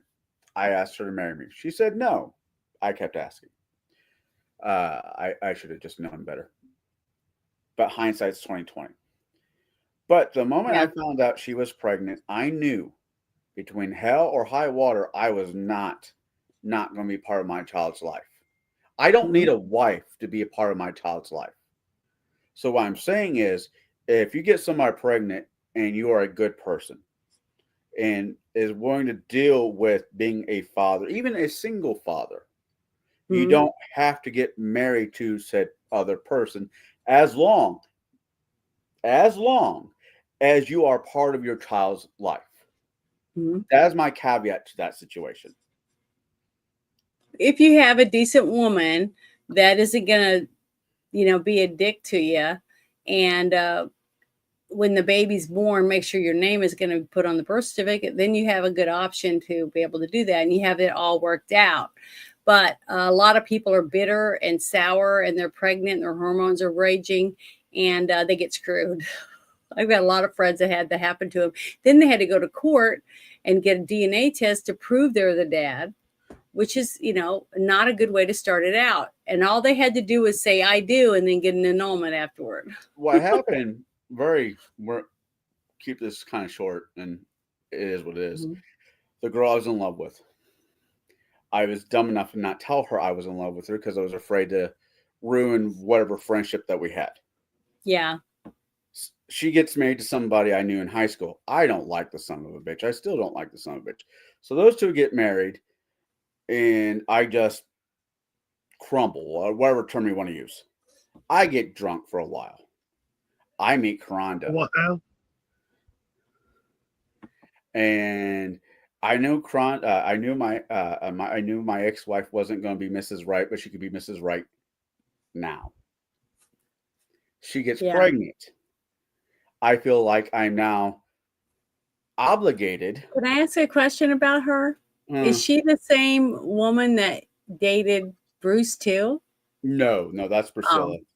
Because I've heard, I don't know anything about you guys' situation, because I just heard you two Oh you know, yeah, going no, back me and and forth. Bruce are Eskimo brothers. Or tunnel buddies. So I was just wondering. No, I dated this girl for a while. She broke up with me. Started dating Bruce. They broke up. I start dating her again. But why I was this is the reason why I hate Rocky Horror Picture Show. Me and her had plans. Rocky Horror Picture Show has just never really been my bag at that time. I saw it on TV a few Seen it times. hundreds of times. I saw it TV a couple times with friends. I'm like, okay, this is Passed for a while. seeing guys and teddies were just never my bag. I've tried to I'm get weird Bruce that to way. put that on our list, but he keeps making excuses. Like I said, watching Tim Curry walk around in a teddy was never my bag. So I love the movie. that being said, It has the music, the songs are fun. I'll give you that. Meatloaf's in it. The Meatloaf. songs are fun. Come on. Yeah. So she's like, well, I want to go to the local theater. They're showing the movie and having people on stage and all rigmarole. I'm like, okay, I'll go. Because I want to make her happy. Because if I'm with somebody, I try to make them happy. Something's wrong with me, I guess. And where everything is good. All of a sudden, she's like, you know what? You don't have to go. I'll go with a group of friends. And I'm like, okay, all right. And I reach out to one of her friends, like, hey, I know you guys are going to see Rocky Horror Picture tonight. Let me know how much everything is up front. I want to pay for the dinner. I want to pay for the show. I want to pay for the drinks afterwards. I had a really good job. I was trying to be a good guy, Yeah. Well, we're not going. I'm like, what do you mean you're not going? Yeah, she called us a couple nights ago and said it's off. Da da da.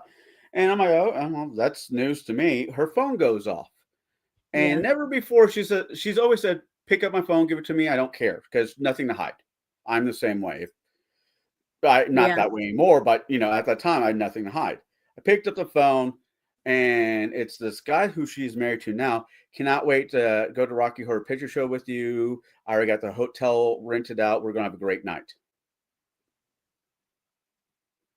That was fast. Right. I put down the phone. I was living with her at the time. I packed my stuff. She was up. She went to go work. I packed my stuff. And I told her, have a good night with Nick. I will see you around. And I left. No drama. Absolutely no fucking drama. Mm-hmm. And no, that right and there. That's I know she married. What? She got married She to this married guy. that guy. Yeah. Guy's a piece of work too. Anyways. Well, that movie and Grease is another one I've asked him to put Grease on the is list. not a musical. He has not put either one on there. Check this out. Back in the 80s, or I'm pretty sure it was the 80s, the radio station KZY was giving out free tickets to Midnight of the Movies at the Orange Mall. And every Friday after school, my friends and I would go to the radio station, and Miss Cassandra Elvira, Mistress of the Dark, was handing out tickets every Friday night for over 2 years. And I would get my tickets for Friday and Saturday night handed to me from her every Friday for about 2.5 years. And we would go see the movie, and we were either part of, the cast that would be up front. And I played various parts for those 2.5 years. And if we weren't actually going to watch or be part of Rocky Horror, we would either see Song Remains the Same, Pink Floyd The Wall, Heavy Metal, Wizards, Dawn of the Dead. I need to see that one. Or whatever else they were playing. And so for 52, 104, so about 125, 30 weekends. That's what we did. And I got to meet, obviously Elvira and her chauffeur or her husband or whoever it was at the time. And she never dressed up, but she always had her limo there, which was weird. But red hair, no wig, no funky makeup or anything. So we got to hang out with her for every Friday evening. And it's funny too because the radio station eventually it was like a rock and roll kind of oldie station. It then turned into a Mexican radio station.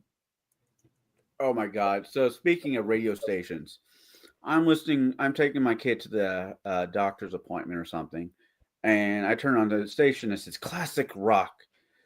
I'm like, cool. We're gonna listen to some Led Zeppelin, some Who, some classic rock.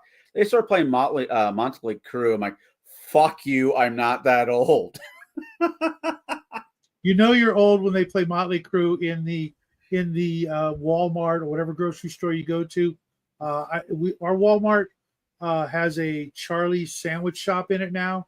Yeah. And every time I stop there, they're always playing cool 80s music, except last weekend when I went there, ordered my sandwich, and they were playing Boy George, and I'm like, can't win them all.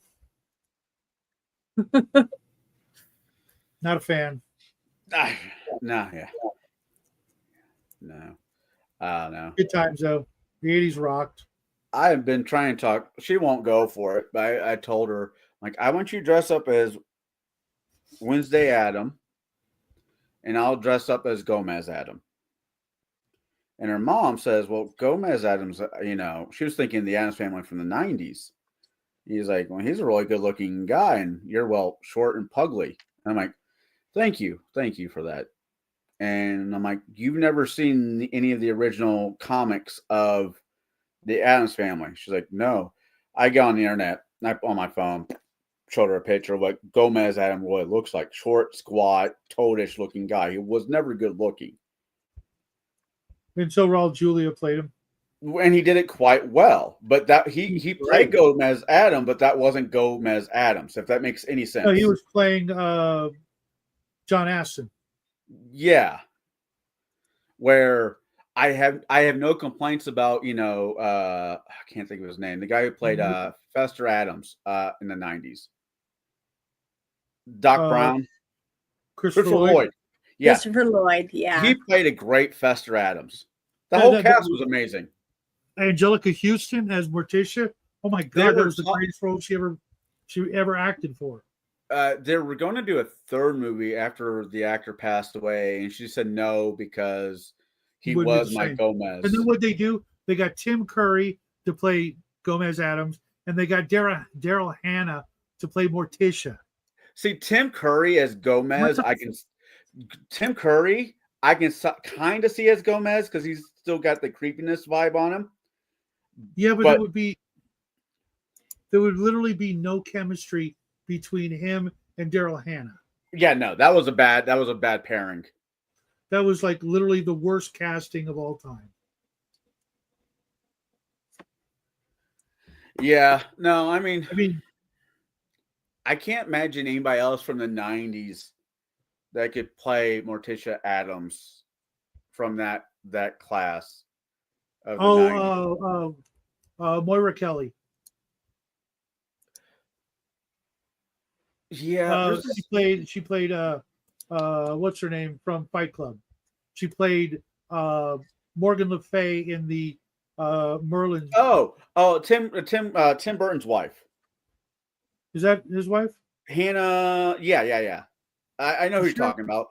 She was Bellatrix Lestrange in the Harry Potter movies. Was she? Yeah. I didn't see those. They were good for what they were. They were a good kid fantasy. Those movies, the Harry Potter came out. The first book popped in '98. So I grew up reading the Harry Potter series. Then I saw the movies because that's kind of what you do, right? I have no complaints. They were what they were. They were for kids, and I was way beyond that. It was in between college and being a parent, and so I had no. Yeah. No, I get it. It was just, I think if they would have came out when Jack was a kid, it would be a different story for you. Maybe. Because there's nothing wrong with them. They don't. They're very much what they are. Hey, if Pope John II said these books are okay, As a Catholic, I'm going with what the Pope said. Yeah, I Saint. don't know about any of that. Being a Catholic, I still have some issues Good. with that. You should always have issues when it comes to Oh, Helen Bonham Carter was okay. Who was Moira Kelly? Oh, she was in like Ice Castles, wasn't she? Oh, okay. Yeah. Thanks, Coco. Yeah. Why was I thinking Moira Kelly? She might have been able to do it too, but not as well as Helen Bonham Carter. She was Monica. great. Oh, I cannot pronounce her name. Monica Bellucci, Bellucci.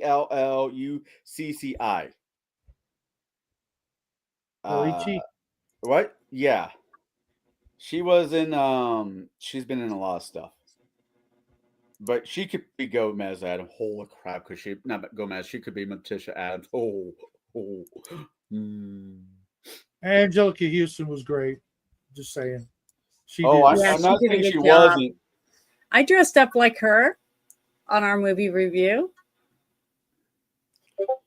Trying to think of I a did the movie. best I How'd could. you do the hair?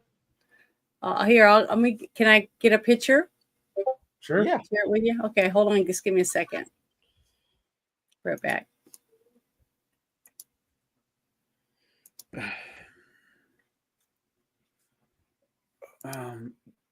Did you ever see the movie Shoot Them Up? No. I think we did do Shoot Them Up on a movie review. Maybe we can ask her when she gets back. No, me and you. I don't think we did. I would remember that. Oh, ay. All right, that's going to be. It's on Prime. You're going. That's going to be a movie on the list. That's got to be a movie on the list. It's one of my favorite movies. Hell, I'll give you my Voodoo password so you can just watch it for free.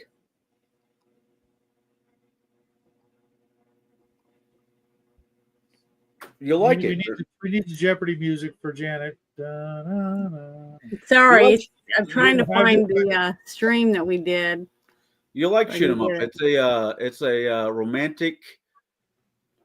It's a great movie. It's gun. It's fun.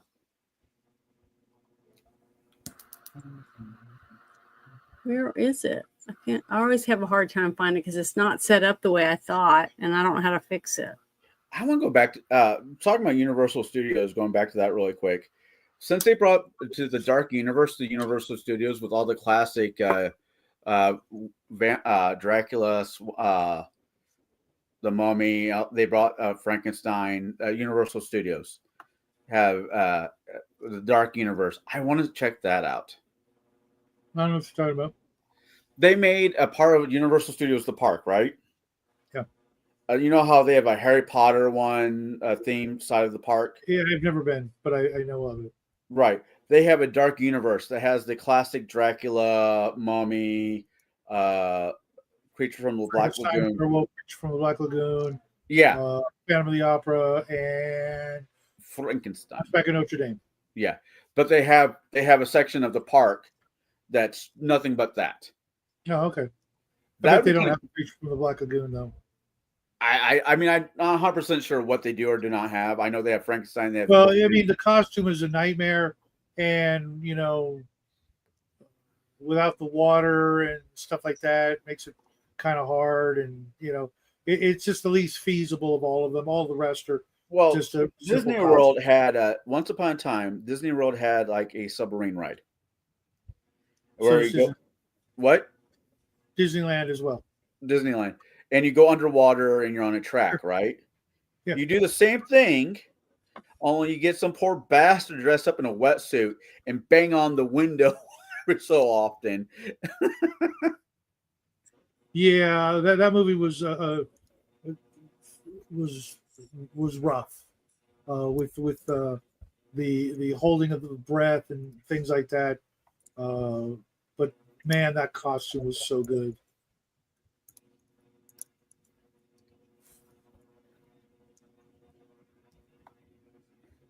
All right.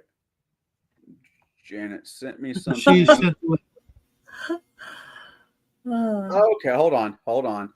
You remember that stream? Or did you guys didn't see it? I did not see that stream. I don't see all you guys' movie streams because sometimes I just can't make it.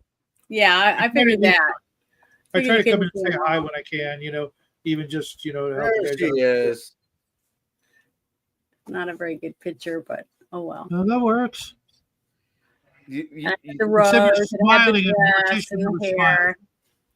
So, Morticia never smiled, so that's, but was that a wig or a hair dye? yeah, that's a wig. Oh, okay. My hair's brown, not black. But she does smile a few times. She does. Yeah, but it's kind of like It's subtle. It's a subtle smile. well, but, it's smiling at other people's pain. That's not the same thing. It's not like yeah, like when she's going to see her daughter's art on the wall at school. That event that they went to. I thought that was great. How proud she was of her Wednesday's picture of her great aunt. Oh, it's a good movie. Really fun. Yeah, the second one's good too. It's a little weird, and what's her name? Joan Cusack in that movie is just like she's been weird. She's just got to be weird. Who? Joan Cusack. Everything I've ever seen her in, she's always played a character that was slightly off. Well, not only that, but like I don't know if she's either really got really, really, really bad teeth, or if they just keep doing that to her. You need to go look at pictures of her just being herself and see whether or not she looks the same. Yeah, I mean, that's what I would do. I think she really the first time she ever caught anywhere near my radar was in that Robin Williams movie, Toys. Ooh. It's an old one. She also I think played the bounty hunter in My Name is Earl. She could have. She was in Gross Point with her brother, right. Which actually I enjoy. Earlier today I watched Coneheads with Dan Aykroyd, the movie. Coneheads? Coneheads, yeah. Sorry. Yeah, that's a funny movie too. It holds up.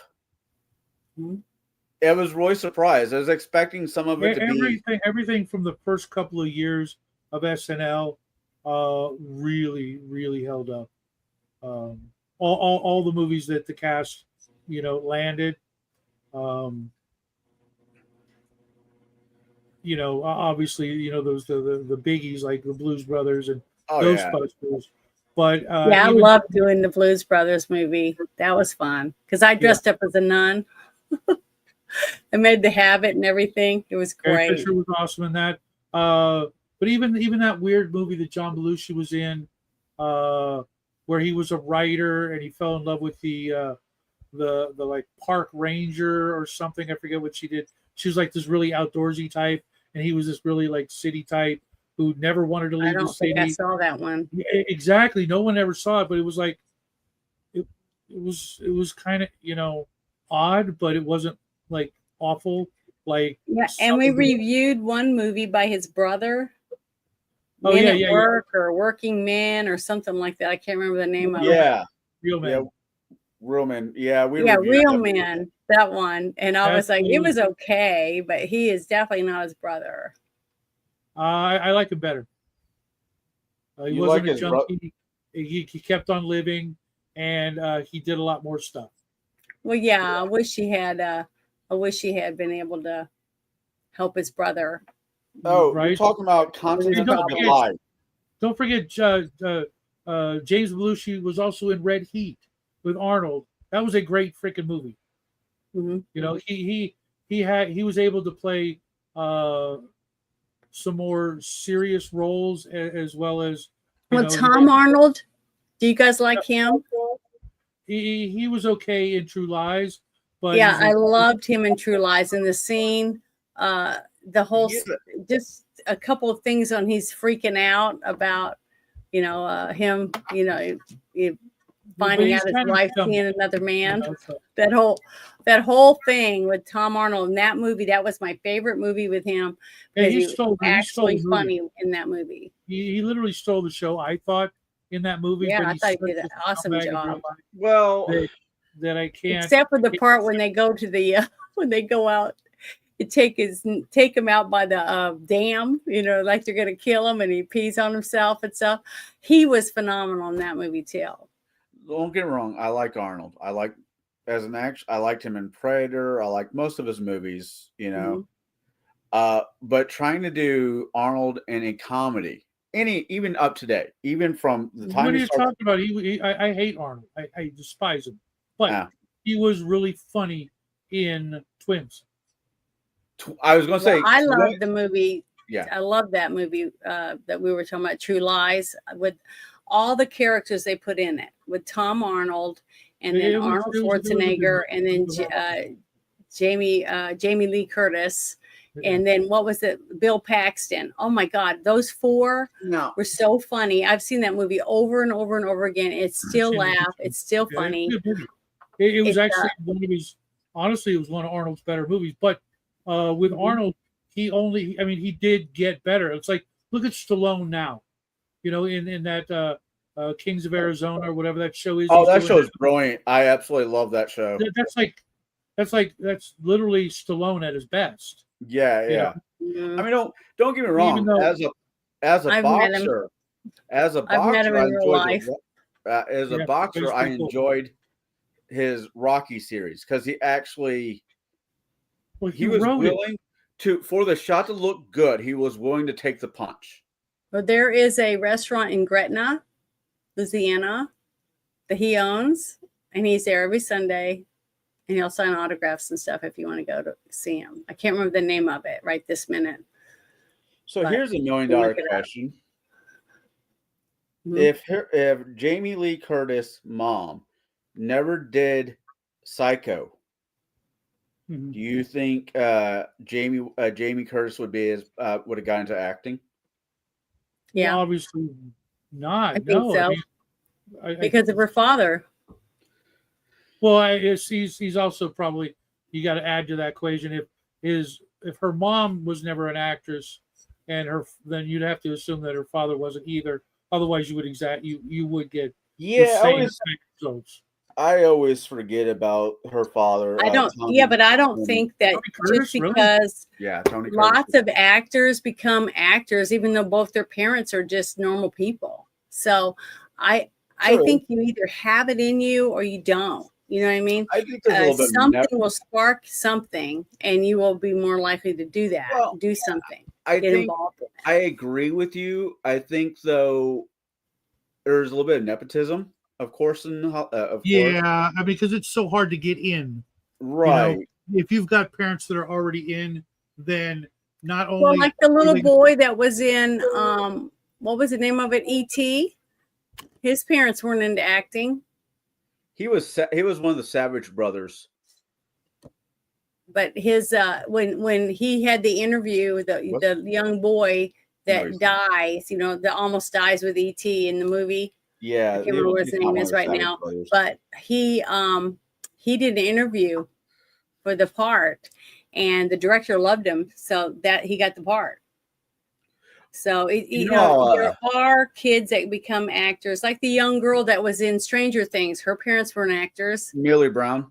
Yeah, and she did come up with her own thing and sent it in on a video, and they loved her and they put her in the show. So it does happen. It just depends on who the people are involved in making the production.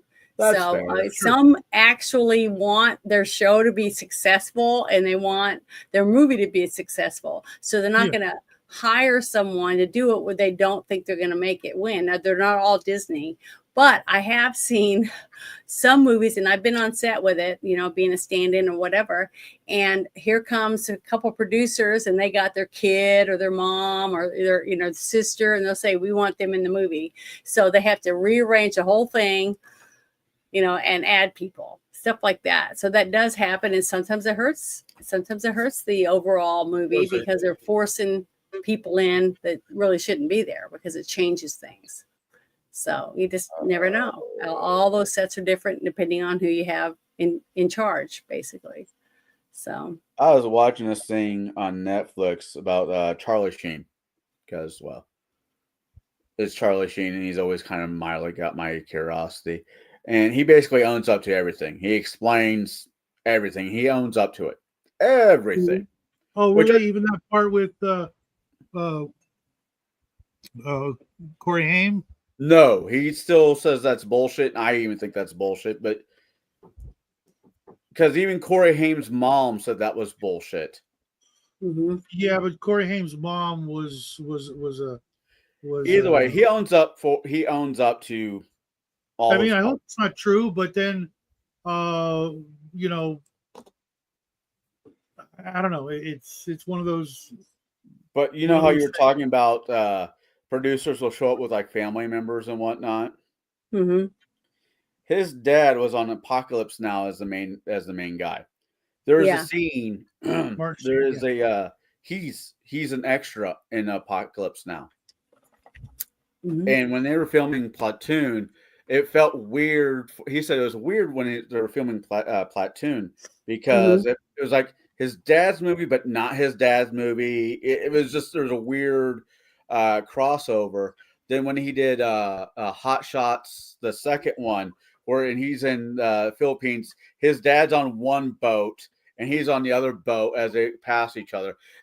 I mean, that's fun. I think that was fun. But see, I thought Charlie Sheen was okay as an actor, but I thought his brother was way better. Emilio Estevez, I thought was a lot better actor. Oh yeah, I mean, it's funny. I've got pictures of me from high school. We looked like almost like twins. People used to come up to me in high school and ask me if I was him, and obviously I wasn't, but it was weird. I'm not gonna make that joke. During the interview, because they were interviewing other people, it wasn't just him on the show. They interviewed one of his brothers. Sean Penn was on there. Denise, Rich, both of his wives were on it, and they lambasted him, and he owns up to everything. Those Mighty Ducks movies kind of ruined his career. I don't think Mighty Ducks hurt his career. Well, the first one didn't, but the second or the third or whatever. He wasn't three of them, but he was the main guy in only two of them, and he was partly in the third one. No, what was yeah, I mean, I don't. Yeah, no, I don't know. Emilio Estevez, I've enjoyed most of his movies. I liked him in Young Guns 2. I can't wait for him to come out. Famous. Yeah. I can't wait for Young Guns 3 to come out. Yeah, I can kind of wait. I mean, supposedly, the rumor is his good old friend Garrett couldn't pull the trigger on him. And there's been historically that's been questioned forever. There's no way to prove that he's dead because his bones, the bones of the original Billy the Kid's gravesite got washed away. They're gone.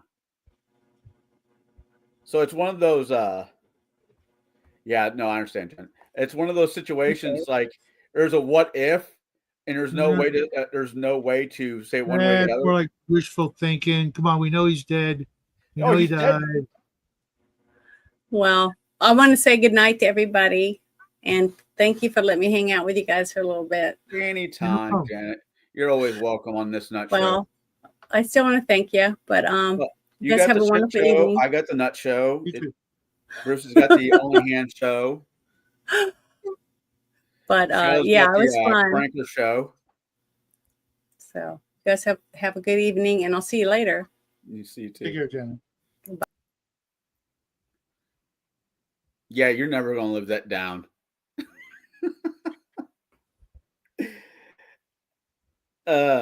Yeah, but you know, to be fair, in the volumes of videos that you've made, with your son and you doing your stuff, you had a bad week. It happens. No, I had a bad month. Three Saturdays in a row.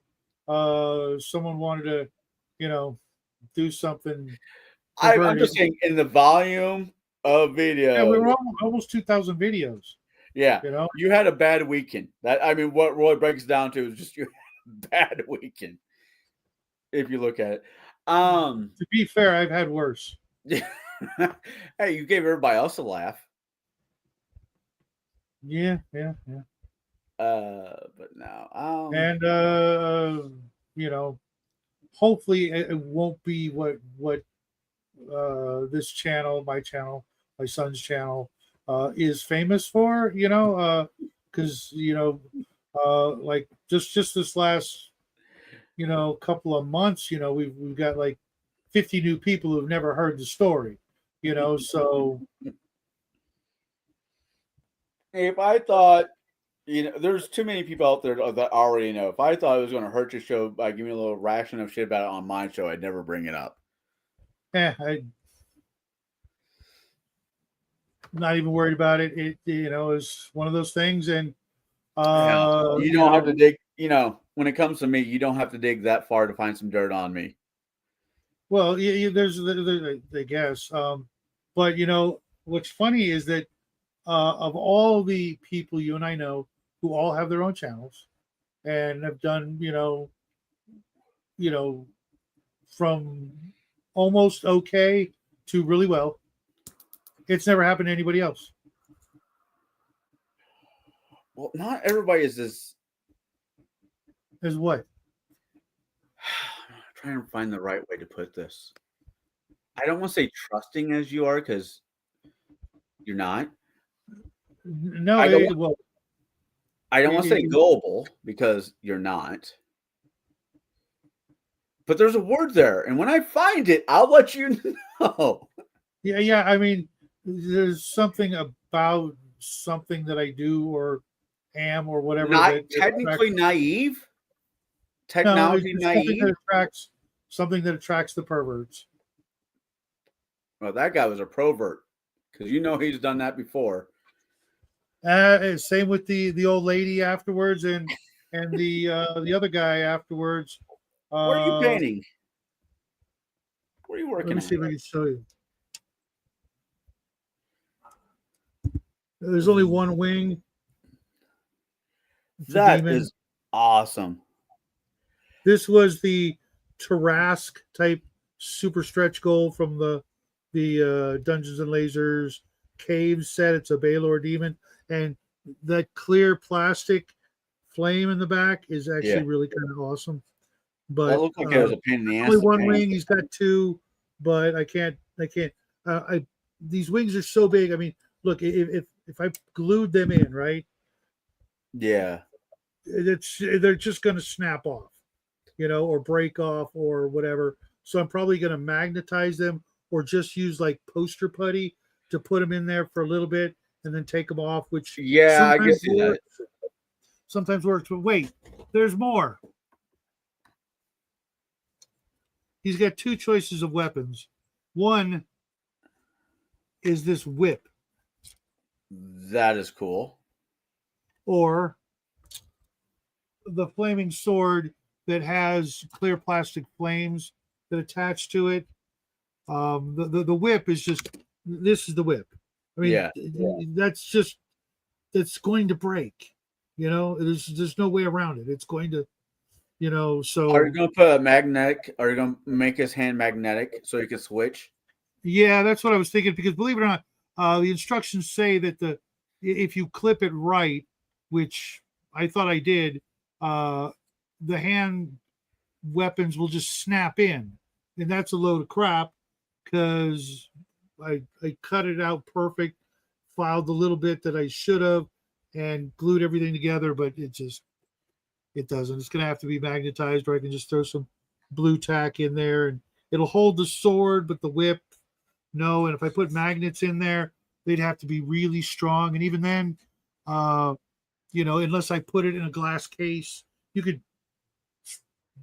do the thing. It's just gonna fall off or break or something. And I've got a lot of big models, and they're just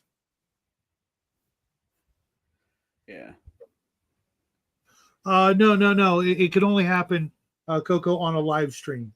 And you bring yourself back and we can share the thing, because my plan for this winter, The figs that you gave me, I got put together, and I'm using them as statues. Fix the screen. What? Fix the screen. It's just me here. Oh yeah. Well, you're It's your show. All right. So Right, guys?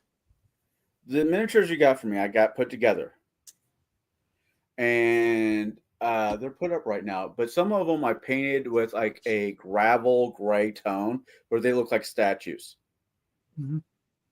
Because I was trying to paint them with different paints, and I primed them, and nothing was sticking. I was just fucking. I'm just whatever. I'll find a way to use these, and I found a way to use them. Granted, the rat folk that was in it, I gave to a buddy because he runs Warhammer Fantasy, and they have rat folk in that one. Yeah, So- he's talking about the townsfolk set from one of the Dungeons and Lasers Kickstarters a couple years back. That's like 4 years ago almost now. But this coming fall, I plan on restocking my paint and finding my brushes and start painting more. My life is finally somewhat calmed down enough where I can start painting again, which is nice. My kids bought me one a couple weeks ago that I haven't got to. Been meaning to, but it is a great big gorilla. Yeah, I got bad news for you. That thing's eventually going to droop and fall over. I know. I have a minotaur that does that. Yeah, the Goristo, I think it was, that Bruce sent us. He sent us 2 of them. Yeah, they lean one too forward. Yep. And one of them's already like almost like this. Yeah, It's just- I know.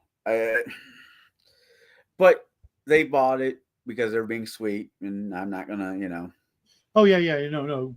Bruce just totally surprised Jackie and I out of the blue with 2 of them, all gift wrapped from Amazon. The way they do that, I'm like, I hadn't talked to Bruce in like months, and out of nowhere, it's like they showed up, and I did a good job on it. It looks good, but Bruce is definitely not meant for everybody. He is a great guy. I think of him as a brother as well, but he is one of my favorite people.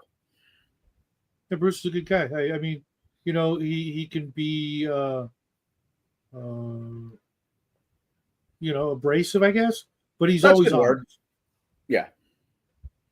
He's just telling it like it is, and if you can't handle that, or you don't want to hear it, whatever. But it's not like he's, a big fat storyteller. If you know what I mean? Yeah. Yep. I And know. if he is wrong, it's not because he's making shit up. It's because he, just got the wrong information, which these days we all do. I mean, the last week alone ought to tell us, we're not going to get the truth on anything that's big. And even the little stuff, our government and the media are going to lie to suit their own purposes. And even when 90% of the truth is known, they're still going to keep lying rather than admit that they were wrong or lying. The first rule in business and politics is very simple. It's cover thy ass. Well, Good. yeah, but when there's no ass that needs a covering, there's no need to be lying. There's always, I understand what you're saying. With that said, we've been doing this for 2 hours. It is midnight where I'm at. So Yeah, it's a school night. I got to get running too. Yeah. Actually, I have to record a video for tomorrow morning as soon as we're done here.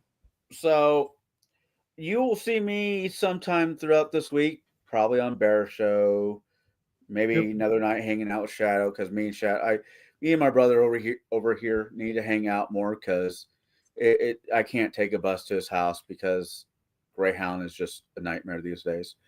And I Greyhound from Virginia to California, 4 days. I rather shoot myself in the Teskies. It was actually a lot of fun. If there was if this was more of a train-friendly nation, I'd be doing that. But it's not, and it's the prices for a train. The train would only save you about a day. Yeah, but the train, I like trains. Trains are cool. I've been on a few. That's what we did over in Europe as growing up with my grandparents. We took trains. So, everybody out there, have a good evening. Thanks for hanging out with us. Have a great week, folks. Shadow, what do you got going on? More Conan. I got some Conan coming up, and a little more Conan. And then Thursday we're gonna do hopefully a book review. I got the guys from Arduin coming in next week. I've got I might have to gate crash that stream. and then we're playing Star Wars on Saturday evenings. Sounds like fun. Now this guy is right over here. 45 people away from getting that magic number. Now, if you're following me, 10 to 1, you're following him, which is awesome. But we have friends, or at least people that we put up with. And if we all went out and tried to find one person, hey, check out Shadow. He would hit that number. We have 5 more subscribers. Yeah. I'm trying to help. No, we'll get there when we get there. You know what? I know I should dress up for Halloween as John Belushi in Animal House. Every time one of my kids asks me what I used to look like in college, I show them a picture of John Belushi.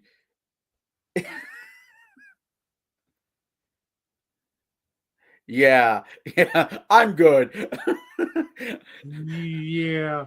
My name is not Duncan or Connor McLeod. There's no weird. That's insane, Coco. Literally. Yeah. All right, folks.